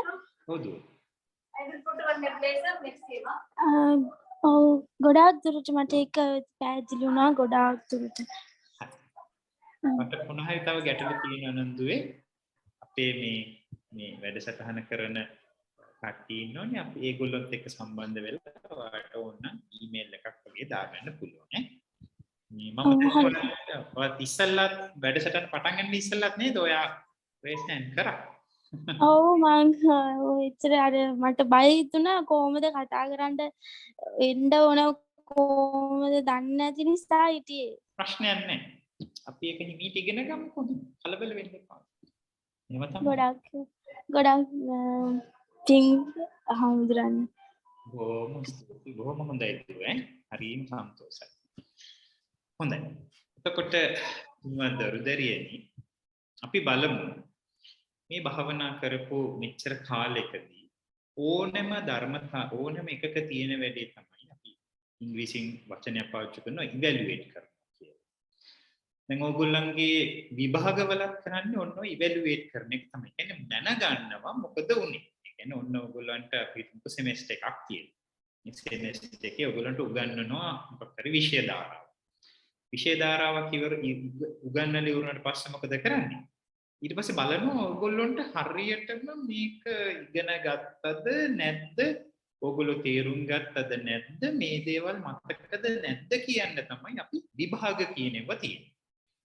ඉතින් ඒ විභාගකම ඉතින් සංකීර්ණයිනේ. ඒවට පේපර්ස් හදනවා, ඒව මාක් කරනවා, ඒවට ලකුණු දෙනවා ඊට පස්සේ වල Aද Bද Cද Dද grading system එකක් තියෙනවා නේ ඒ වගේ තියෙනවනේ ඉතින් මේ pain point average ඒ වගේ දේවල් මේ බලනවා ඒ වගේ තියෙනවා ඉතින් විභාග ක්‍රමයේ ඉතින් රකම කියලා අපිට කියන්න බෑ හැබැයි මේ භාවනා ක්‍රමේ විභාග නැහැ විභාගයේ තියෙන්නේ ලියන විභාග හරි මම ඕගොල්ලන්ට කියලා මම ඕගොල්ලන්ගේ ලකුණු මාක් කරන එකක් නෙවෙයි හැමෝගෙම ජීවිත තුළදී මේ භාවනාව වේවා තමන්ගේ ජීවිතයේ වේවා මේ self evaluation කියන්නේ තමන් පිළිබඳව තියෙන ආවර්ජනයක් කරලා මොන තරම් දෙයක් සිද්ධ වුණාද කියලා බලන එක හරිම වැදගත්. දැන් මේ භාවනා මාර්ගයේ තෙච්චර. භාවනා මාර්ගය තුල උනත් පළවෙනි දවසේ පටන් ගත්ත දවසේ ඉඳලා මේ දක්වා ඇතුළත මේ භාවනාවෙන් ඕගොල්ලන්ට ප්‍රයෝජනයක් තිබුණාද? මොනවද අත්වෙච්ච ප්‍රයෝජන? මොනවද උනේ? එතකොට අපි පළවෙනි දවසේම අපි සෑහෙන වෙලා කතා කරා. අපි බොහෝ පොඩි වෙලාවක් භාවනා කරා. මගේ මතකයේ හැටියට හරි චුට්ටයි. එතන ඉඳලා අපි මේ ඉරියව්ව පිළිබඳව කතා කරා. මොනවද ඉරියව්? ඉරියව් හතරයි තියෙන්නේ. ඉඳගෙන ඉන්නවා, හිටගෙන ඉන්නවා, ඇවිදගෙන ඉන්නවා, නිදාගෙන ඉන්නවා කියන එක. එතකොට භාවනාවට හොඳම මේ ඉරියව්ව ඉඳගෙන ඉන්න එක කියලා අපි කිව්වා. ඇවිදින එකත් පුළුවන්, සක්මනත් පුළුවන්. නමුත් ඉඳගෙන ඉන්න ඉරියව්වෙන් තමයි අපි භාවනාවට වැඩි හරියක් යොමු වෙන්නේ කියලා අපි කතා කරා. ඊට පස්සේ අපි කතා කරා මොකද්ද? මේ හුස්ම හිතත් අතර තියෙන සම්බන්ධතාවය ගැන අපි කතා කරා. හිතේ දේවල් හිතේ තරහ හරි මොනවා හරි හිතේ එන සිතුවිලි අනුව හුස්ම වෙනස් වෙනවා කියන එක අපි සාකච්ඡා කරා. එතකොට අපි කිව්වා තරහක් ආවම හුස්ම ගන්න එක වෙනස් වෙනවා. තමන්ට රාගී හිතක් ආවොත් හුස්ම ගන්න එක වෙනස් වෙනවා. එතකොට මේ විදිහට තමන්ගේ සිතුවිලි අනුව හුස්ම වෙනස් වෙනවා. අපි කිව්වා අපි හිතේ තද බරක් තියෙනවා නම් හිතේ දුකක් තියෙනවා නම් අපි හුස්ම ගන්න විදිය වෙනස් වෙනවා. ඒ කියන්නේ හුස්ම හිතේ ඇතිවෙන දේවල් බලපාන හුස්මට. ඊට පස්සේ නේ අපි සාකච්ඡා කරේ එහෙනම් ඒකේ අනිත් පැත්තත් වෙන්න බැරිද? අපි කතා කරා එහෙනම් හුස්ම වෙනස් කරගත්තොත් හිතේ වෙනස්කමත් ඇති කරගන්න පුළුවන් කියලා කිව්වා. අපි කිව්වා ඒ වෙලාවේදී ඒකින්ද තමයි අපි හිතේ දුකක් තියෙන වෙලාවට අපි ගාලා හොඳ ගැඹුරු හුස්මක් අරන් ඒක පිට කරලා අපි ටිකක් සැහැල්ලුකමක් අරගෙන වීර්යයක් අරගෙන වැඩ කරන්න පටන් ගන්නවා. ඊට අපි මේ හුස්ම වෙනස් කරගත්තොත් හිතට ඒක බලපෑමක් ඇති කරනවා කියලා එහෙම කියලා තමයි අපි මේ ගැඹුරු හුස්ම භාවනාව පටන් ගත්තේ. ඒ කියන්නේ අපි ගැඹුරු හුස්ම ගන්නවා ටික වෙලාවක් තියාගන්නවා පිට කරනවා. මේ විදිහට අපි සාකච්ඡා කරලා ඒකත් අපි කාලයක් කරලා ඊට පස්සේ තමයි අපි මොකද කරේ මේ හුස්ම කියන එක ජීවයක් මේ හුස්ම තමයි තුල තමයි ජීවය රැඳලා තියෙන්නේ මේ හුස්මත් එක්ක තමන්ගේ හිත සංසුන් කරගන්න පුළුවන් නම් මේ භාවනා අරමුණ තමන් යන තැන හැම තැනකම තියෙන එකක් ඒක නිසා මේ බොහෝම සියුම් දෙයක් මේ හුස්ම ඇතුළට එන එක පිට වෙනවා කියලා කියන්නේ මෙන්න මේ කෙරෙහි කාට හරි කෙනෙක්ට හිත බොහෝමත්ම හොඳට තියාගන්නට පුළුවන් නම් හිත බොහෝමත්ම මේ හුස්ම පිළිබඳවම සිහිය තියාගන්න පුළුවන් නම් මොකද වෙන්නේ එන්නේ සිහියත් ඒකාග්‍රතාවයත් කියන දෙක වැඩි වෙනවා කියලා අපි කතා කරා. ඉතින් කතා කළා තමයි අපි මේ තත්ත්වයට ආවේ. ඊට පස්සේ අපි කතා කරා කෙනෙක්ට සමහරවිට එකපාරට මේකට එන්න බෑ. එකපාරට හුස්ම ඇතුළට එනවා පිටට එන්න බෑ. මොකද මනස එච්චරකට දුවනවා. මනස එච්චරකට මොකද වෙන්නේ? විවිධ අරමුණු වල විසිරි යනවා. එක එකව මතක් වෙනවා. අපි කිව්වා මනස තුන් තැනක ක්‍රියාත්මක වෙනවා. මනස ක්‍රියාත්මක වෙනවා කියලා කියන්නේ මනස එක්ක අතීතයේ සිද්ධ වෙච්ච දෙයක්, අහපු දෙයක්, අත්දකපු දෙයක් එක්ක හිත ඒ පිළිබඳව කල්පනා කර ඉන්නවා. එහෙමත් නැත්නම් අනාගතේ මෙහෙම කරන්න ඕනේ මෙහෙම වෙයිද දන්නේ කිය ඉස්සරහට වෙන්න තියෙන එකක් ගැන හිතා ඉන්නවා. එතකොට ඉස්සරහට වෙන්න තියෙන ඒවා ගැන සමහරව ආස දේවල් ගැන හිතා ඉන්නවා. මෙහෙම වුණත් හොඳයි අර කෙනා හම්බුනොත් හොඳයි මේ කෙනා හම්බුනොත් හොඳයි අර කෙනා නම් මට යා මේ කෙනා නම් මට යා කීකේ ඔන්න අනාගතේ එක එකව හිතා ඉන්නවා. එහෙමත් නැත්නම් පුළුවන් මේ වර්තමානයේ තුල තමන්ගේ මනස ක්‍රියාත්මක වෙන්න.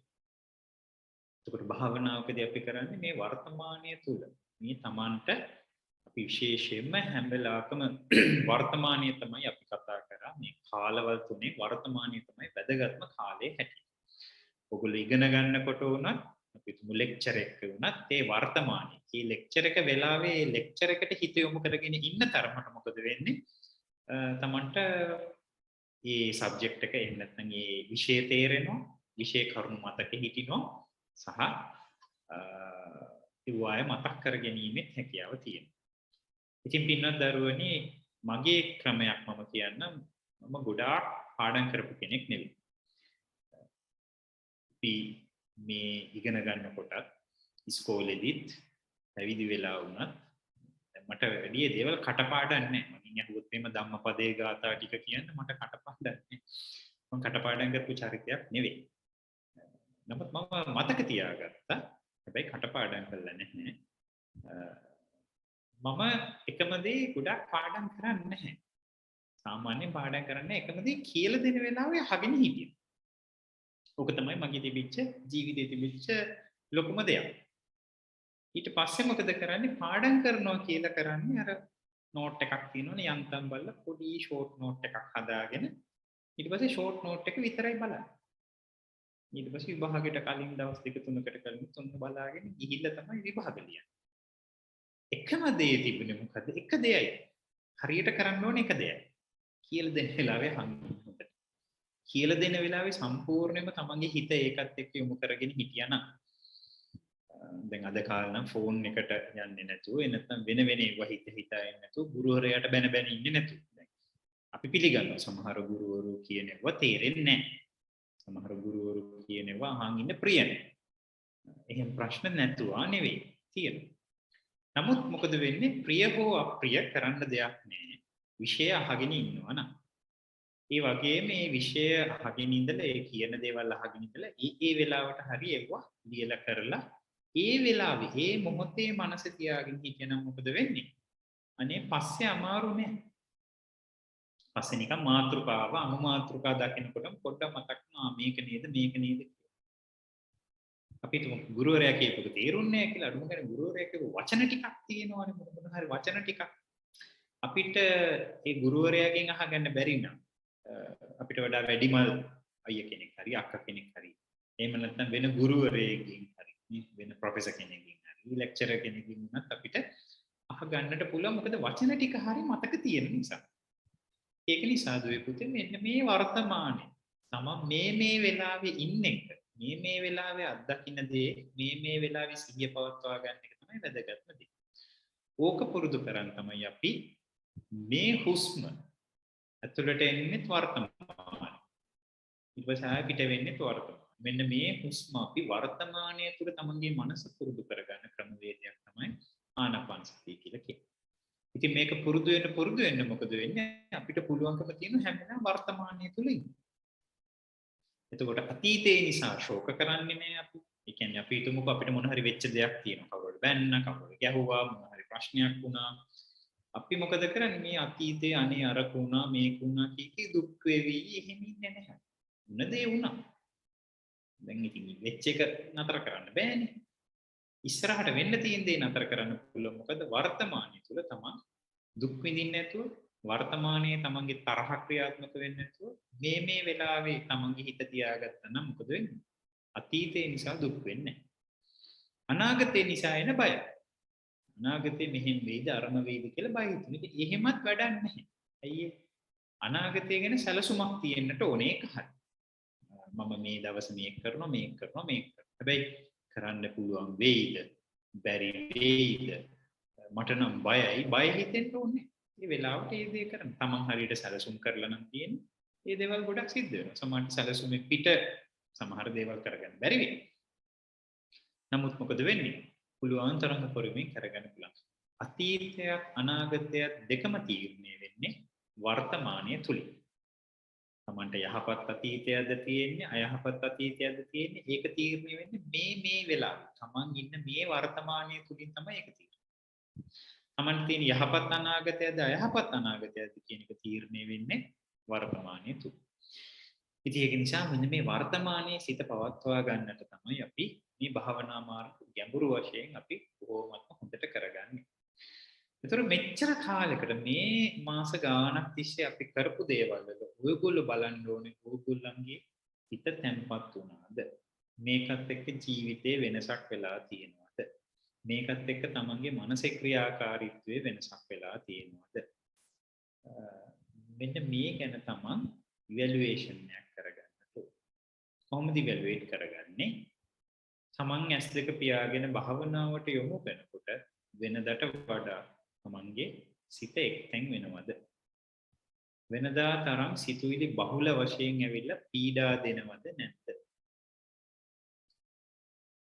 මේ භාවනාවට ඉඳගෙන ඉන්නකොට තමන්ගේ ශරීරය විශේෂයෙන්ම ශරීරය වෙනදා තරම් පටන් ගත්ත කාලයේ තරම් වේදනා දිදී කැක්කුම් දිදී ඇඟේ අමාරුකම් එනවාද?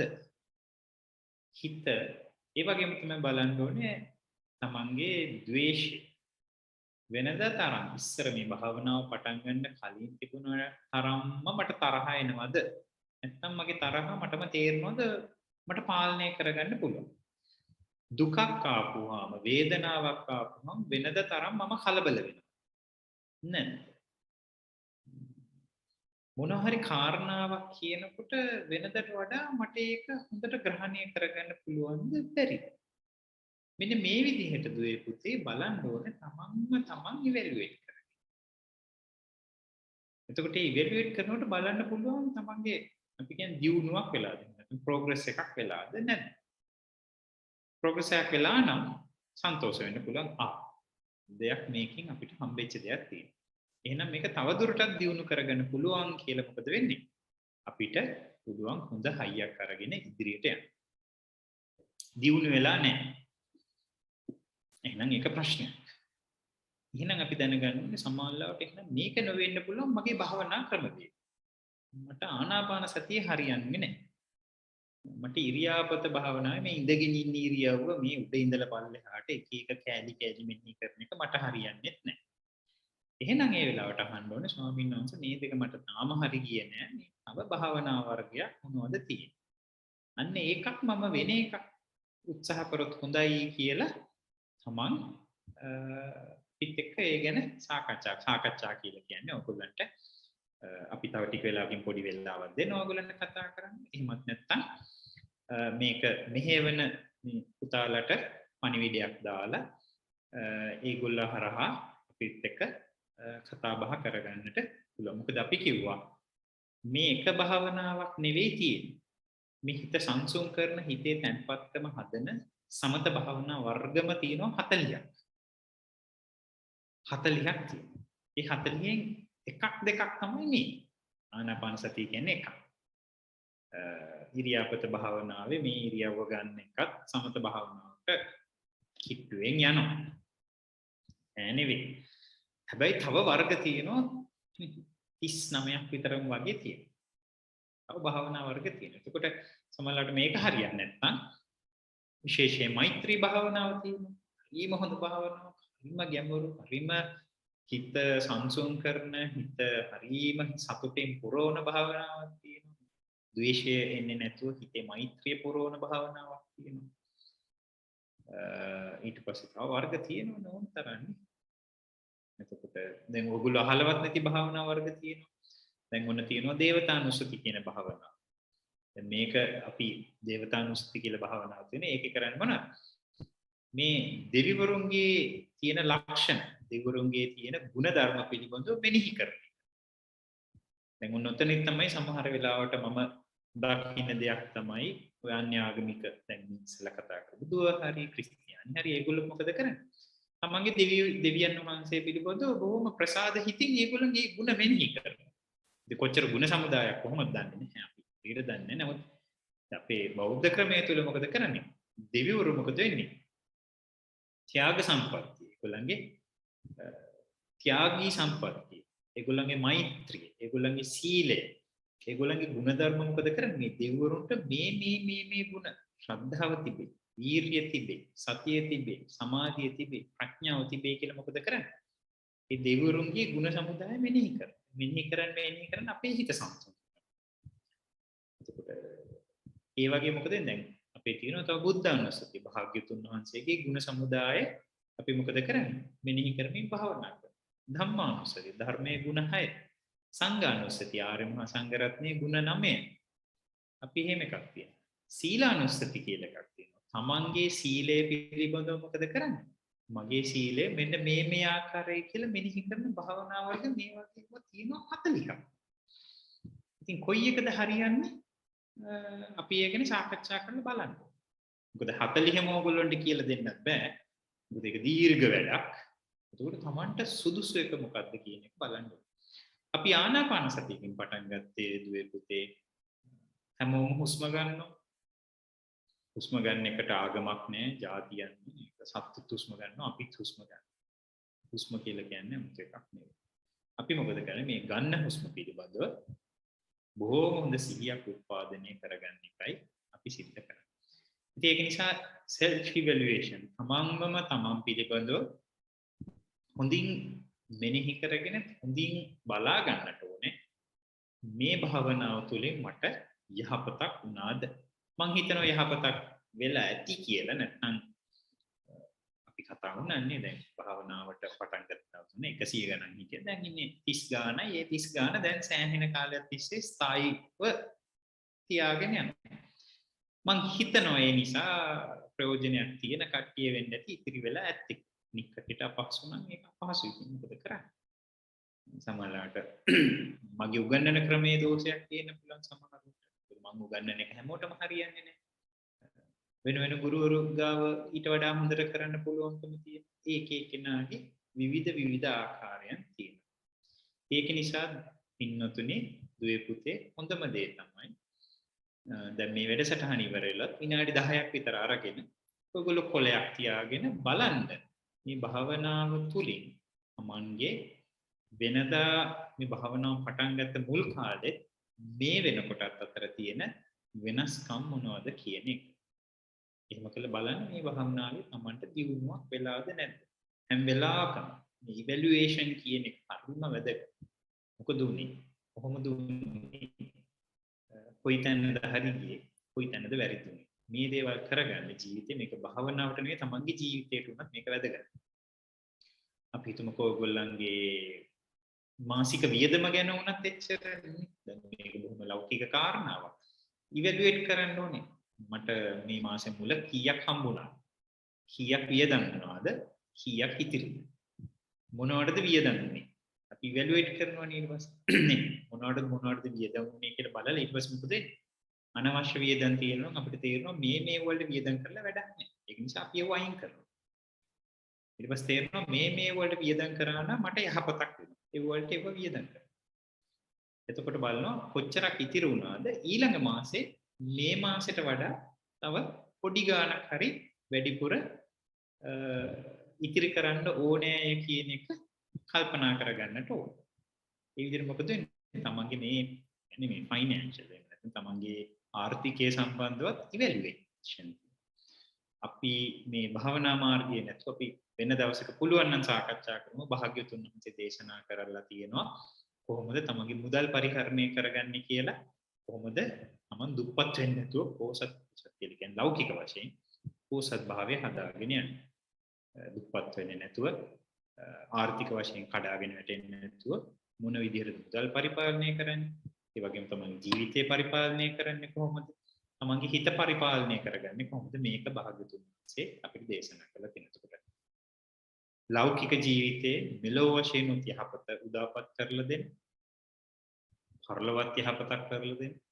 කවදා හරි මේ සංසාර ගමන මේ ඉපදී යන ගමන කෙලවර කරන්න තමයි අපිට භාග්‍යවතුන් වහන්සේ මේ ධර්මයේ දේශනා කරලා තියෙන්නේ. දැන් මේ කාරණාවත් එක්කම අද දවසේදී වැඩසටහන අපි සම්පූර්ණ කරනවා. කාට හරි ගැටලුවක් තියෙනවා නම් අහන්න පුළුවන්. මම කතා කරා වැඩි කියලා මට හිතෙනවා. දැන් 29 වෙලාව. කාට හරි ගැටලුවක් තියෙනවා නම් අහන්නට පුළුවන්.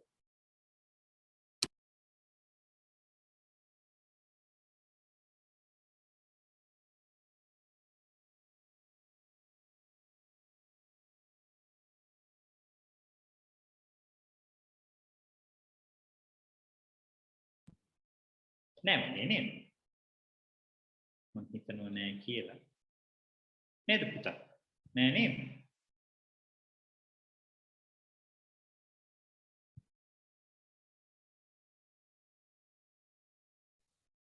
මේ ස්වාමීන් වහන්සේ ගැටලු නැති බව නේද පෙනෙන්නේ? බවක් පේනවනේ. හොඳයි. එහෙනම් ඔබ යම් කිසි කෙනෙක්ට ගැටලුවක් පවතී නම් අපේ ස්වාමීන් වහන්සේගෙන් පැහැදිලි කරගන්න අපි ඉතා සුළු කාලයක් ලබා දෙනවා. මේ සුළු කාලය ඇතුළත ඔබට පුළුවන් යම් පැහැදිලි කිරීමක් තියෙනවා නම් පැහැදිලි කරගන්න. අවසරයි ස්වාමීන් වහන්සේ. ඔව් කියන්න පුතේ. මං අර හින්දු ආගමේ අර කුණ්ඩලිනී ශක්ති ගැන මේ පොඩි අර වීඩියෝ එහෙම බලලා තියෙනවා YouTube එකේ. හරි.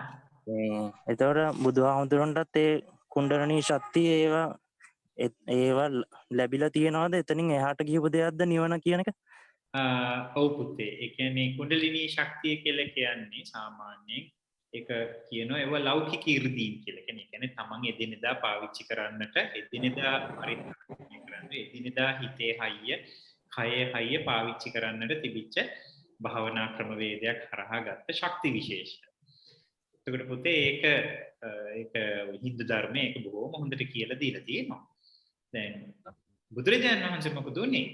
එතනින් ඔබට එතනින් එහාට ගිහිල්ලා ඊට වඩා ගැඹුරු සිතේ ගැඹුරු මට්ටම් හදාගෙන ඊට වඩා බොහෝම ගැඹුරු ප්‍රඥාවක් උපදවාගෙන ඊට පස්සේ සිතේ මේ හිත කෙලෙස් එන්නත එක නරක සිතුවිලි ඒ සිතුවිලි වලින් සම්පූර්ණව බැහැර වෙච්ච කවදාවත් ආයේ සිතුවිලි උත්පාදනය නොවන මට්ටමටම ගිහිල්ලා ආය අපි උපදින්න තියෙන ඉඩකඩ සම්පූර්ණයෙන්ම අයින් කරලා සම්පූර්ණ උප්පත්තිය නැති කරනම ක්‍රමවේදය තමයි බුද්ධ ශාසනය අපිට බුදුරජාණන් වහන්සේ දේශනා කරලා තියෙන්නේ.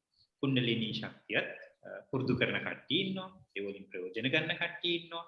ඒව නරකයි කියලා නෑ කොයිම තැනකවත්. බුදුදහම එතනින් එහාට ගිහිල්ලා කියපු දේශනාවක් තමයි තියෙන්නේ. හරි නේද පුතේ? හරි ස්වාමීන් වහන්සේ. එතකොට ස්වාමීන් වහන්සේ දැන් භාවනා කරනකොට අපිට මේ ඔය අර දාන තත්ත්වයන් උඩට යනකොට අපිට කන්ට්‍රෝල් නැති වෙන තත්ත්වයක් එන්න පුළුවන්ද? එතකොට මානසික ව්‍යාධි වගේ ඇති වෙන්න පුළුවන්ද? මං මේ දැකලා තියෙනවා මේ සමහර ආමුදුරවරු හේතුව නම් දන්නේ නැහැ මානසික රෝහල් වල ඉඳලා තියෙනවා. ඒ වැරදි මාර්ගයේ ගිහපු අයද? පැහැදිලිව ඒ කියන්නේ වැරදි ක්‍රමවේදයන් අනුගමනය කරොත්. කියන්නේ කියලා දෙන විදිහට නෙවෙයි තමන් හිතන විදිහට සමහරු කරන්න යනවා. ඒ නිසා මේ ඊට පස්සේ ක්‍රමයේ වරද්දාගත්ත කට්ටියත් පොඩ්ඩක් මානසිකව එහෙම වෙන්න පුළුවන්. ඊට වඩා තියෙන්නේ ප්‍රශ්නේ පුතේ ඇත්තටම තියෙන ප්‍රශ්නේ තමයි මොකද්ද? භාවනා කරන්න ගිහිල්ලා පිස්සු හැදුනා නෙවෙයි. මේ ගොඩ කට්ටියට කලින් පිස්සු තිබ්බා. ඒ පිස්සු හින්දා භාවනා කරන්න පටන් ගත්තා. ඊට පස්සේ මොකද වෙන්නේ? එතනින් පිස්සුව තවදුරටත් මේ වඩා වර්ධනය වෙච්ච එකක් තියෙන එක භාවනාව හින්දා නෙමෙයි. ඒගොල්ලන් කලින්ම මේ එක පොඩි අවුල් වෙච්ච තැන් තියෙන. ඒගොල්ලෝ ඒ පිටින් තමයි මේකට එන්නේ. දැන් ඕක නිසා තමයි අපි අපේ ධර්මයේ භාවනාවට එන්න කලින් මම මේ වැඩසටහනෙත් මම ඉස්සල්ලාම තමන්ගේ කාමරයස් කරගන්න කියලානේ මම පටන් ගත්තා. ඒතකොට මොකද වෙන්නේ? පිස්සු මනසකට ඕක අමාරුයි කරන්නේ. මේක කාමරයක් සුද්ධ කරගෙන තමන්ගේ සීලයක් කියලා එකක් තියෙනවනේ. virtues කියලා කියන්නේ. අන්නේ සීලයක් ඉස්සෙල්ලා පිරිසුදු කරගන්න හදනකොට එතනදි තේරෙනවා තමන්ට මේ දේවල් තේරෙනවද නැත්නම් තමන්ගේ මනසේ ක්‍රියාකාරීත්වය තේරෙන්න පටන් ගන්නවා. හරි? ඉතින් ඒක නිසා මේ දේවල් එක තමයි අපි භාවනාවට එන්නේ. ඉතින් ගොඩක් වෙලාවට වෙන්නේ සමහරු පිස්සු හින්දා භාවනා කරනවා. භාවනා කරලා පිස්සු හැදෙනවයි කියන එක අපිට එච්චරම මොවා කරන්න බෑ. එහෙනම් වැරදි ක්‍රමයක්. කියලා දෙන ක්‍රමයට වඩා අතිරේක ක්‍රමයක් කරන්න ගිහිල්ලා ඔන්න එහෙම වෙන්න පුළුවන්කම නම් තියෙනවා. සමහරවිට එහෙම තියෙනවා. ඒක කරා. හරි නේද? ස්වාමීන් වහන්සේ එතකොට මේ මානසික ව්‍යාධියක් තියෙන කෙනෙක්ට ඒ කියන්නේ උන්මන්ත කෙනෙක්ට නිවන් දකින්න බැරිද මේ ජීවිත ආත්මෙදි? මෙහෙමයි ඒක අපි හිතමුකෝ ඒක හොඳ කරගත්ත කියලා. මොකද මේ මානසික ව්‍යාධිය හොඳ කරගන්න පුළුවන්. ඒත් කියනවා විවිධ බෙහෙත් වර්ග තියෙනවා ඒක. අපි ගත්තොත් බටහිර වෛද්‍ය විද්‍යාවෙත් තියෙනවා පෙරදිග වෛද්‍ය විද්‍යාවේ ආයුර්වේදෙත් තියෙනවා. එතකොට ඒ වලට බෙහෙත් කරගන්න පුළුවන්. ඊට පස්සේ තෙරපි එකක් තියෙනවනේ. ඒ කියන්නේ කතා බහ කරලා, කවුන්සලින් කරලා, එහෙම කරලා එන්න පුළුවන්. බැරි නෑ. එහෙම කළා හිත සංසුන් කරගෙන සාමාන්‍ය මට්ටමකට ගත්තට පස්සේ නැවත වතාවක් භාවනා කරගෙන නිවන සාක්ෂාත් කරගන්න පුළුවන්. බැරි නෑ. මෙහෙමයි පුතේ අපිටත් එක පොඩි ඒ කියන්නේ අපි පුතඥනේ නේ. දැන් පුතඥය කියන්නේ තාම එහෙම ගැඹුරු මට්ටම් වලට ගිහිල්ලා නැති ඔක්කොටම මොනවා හරි පොඩි පිස්සුවක් තියෙනවා. අර සියලු පෘථග්ජන උන්මන්තකයි කියලා අපිටත් ඉතින් මොකද වෙන්නේ? බලන්න පොඩ්ඩක් තරහයිම ආපුවම පිස්සෝ වගේ නෙවෙයිද අපිත් හැසිරෙන්නේ කියලා. ඊපස්සේ මොනවා හරි පොඩි දෙයකදී මොනවා හරි ආසාවක් ඇති වුනහම පිස්සෝ වගේ නෙවෙයිද අපි හැසිරෙන්නේ. පොඩි පිස්සු ඉතින් හැමෝටම තියෙනවා. මේ පිස්සුවෙන් මිදෙන්න තමයි මේ උත්සාහ කරන්නේ. හරි නේද? හරි ස්වාමීන් වහන්සේ උත්තරේ ලැබුණ බොහොම පිං. බොහොම පිං. අපි එහෙනම් වැඩසටහන සම්පූර්ණ කරමුද?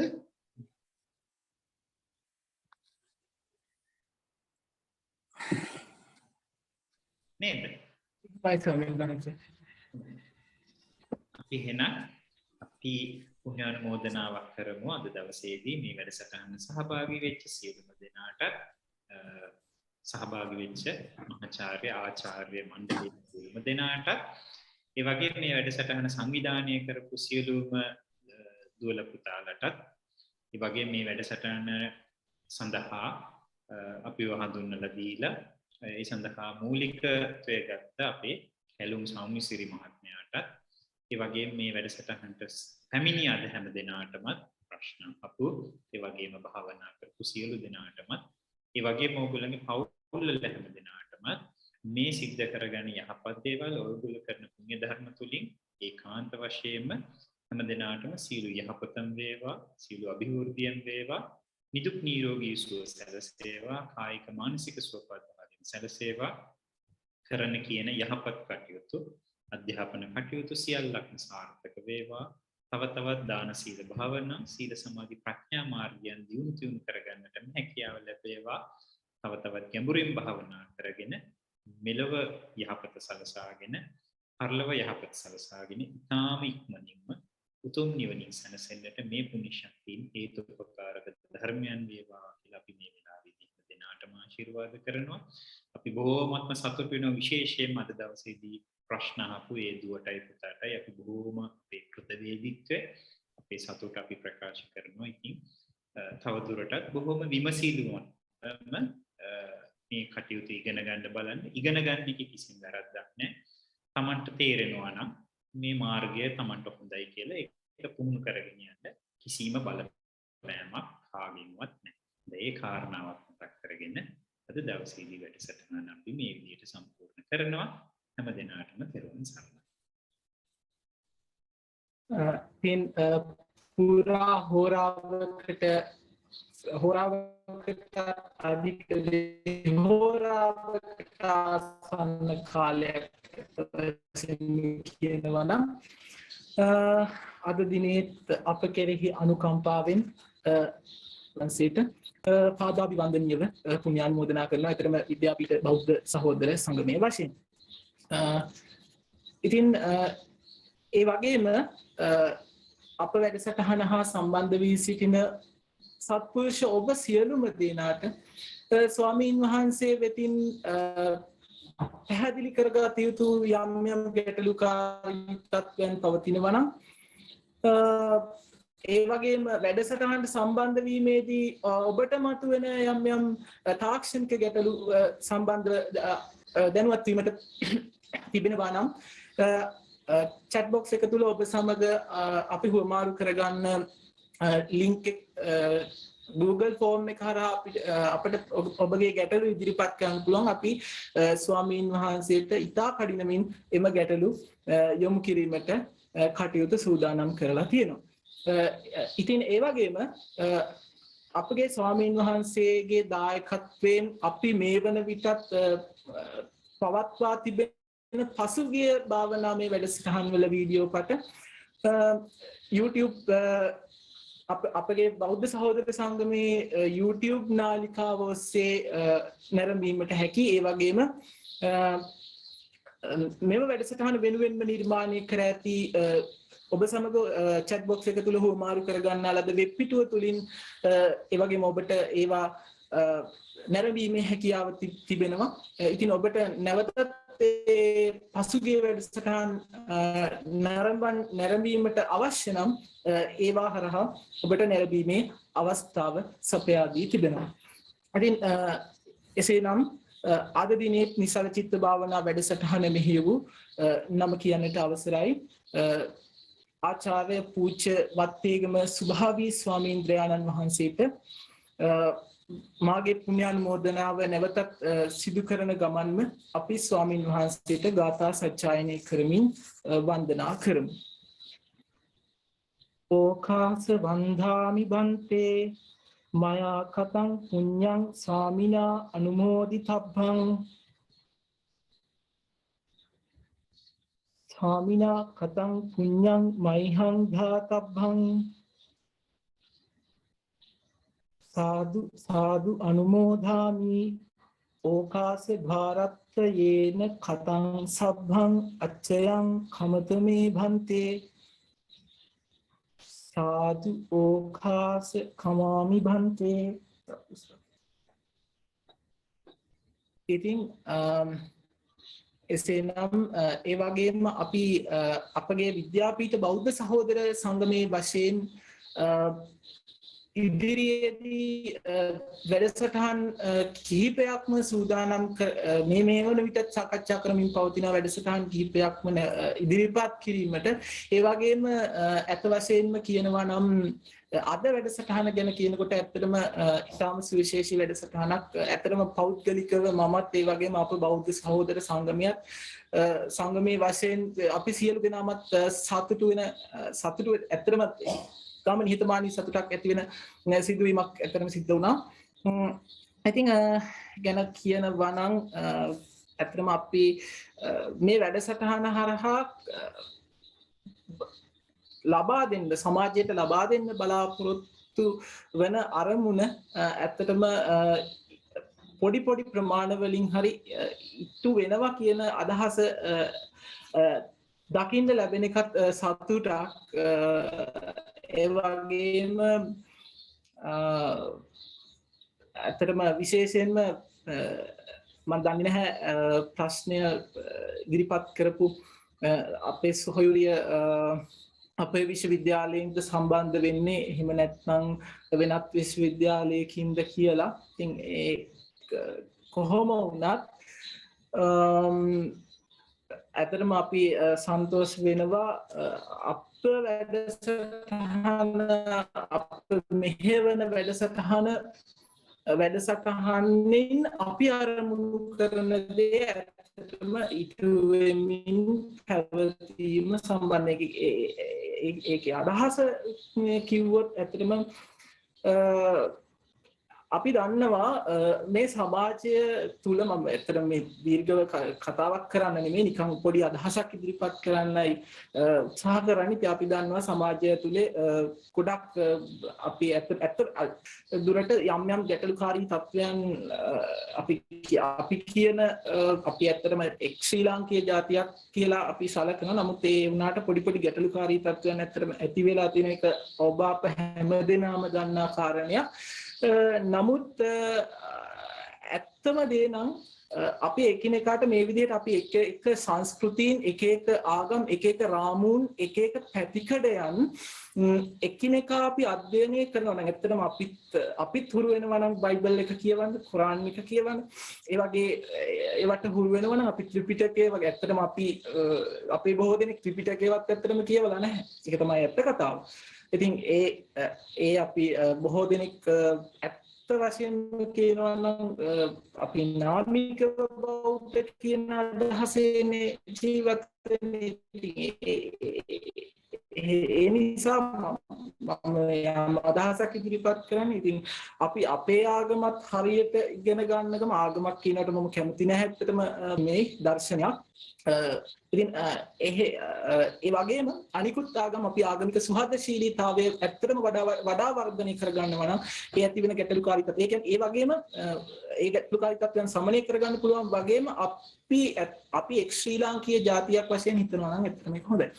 ඒ වගේම බුදුරජාණන් වහන්සේ දේශනා කරලා තියෙන විදිහට මම මෙතනින් අවසන් කරන්න දේශනා කරලා තියෙන විදිහට අපි හැම වෙලාවම අන්‍යාගමිකයන්ට සහදශීලී වෙන්න ඕනේ. උදාහරණයක් දෙන්නම්.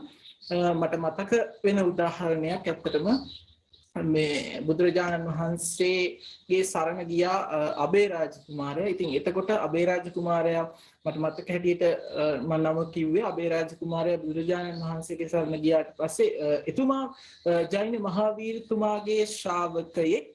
ඉතින් ඒ බුදුරජාණන් වහන්සේ කියනවා එක් අවස්ථාවකදී ජෛන මහාවීරතුමාට ඔබ නිවසේ පවත්වපු දාන මානාදිය නවත්තන්න එපා මගේ සරණ ගිය පමණින් කියලා. ඉතින් ඒක තමයි මට හැමෝටම දෙන්න තියෙන ආදර්ශය. අපි හැමෝම සුවදශීලීව කටයුතු කරන්න සහ අපි හැමෝම අන් සංස්කෘතීන්ට ගරු කරන්න පුරුදු වෙන්න ඕනේ. එයයි නියම බෞද්ධයාගේ ලක්ෂණය. බුදුරජාණන් වහන්සේ උගන්වන ලද දේශනය. ඉතින් එම පණිවිඩයක් මතක් කර දෙමින් ඇත්තටම මේ අදහස් මතුනේ ඇත්තටම මගේ හිතේ ඇති වෙලා තියෙන සතුටම තමයි මේ අදහස් මතුනේ.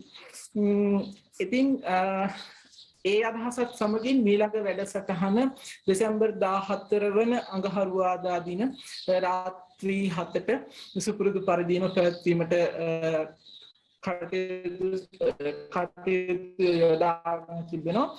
ඉතින් සියලුම දෙනාට සෙන්කඩගලපුර දළදා සමිති පිහිට පතමින් ඔබගේ නිවසින් සමුගන්නවා සියලු දෙනාටම තෙරුවන් සරණයි.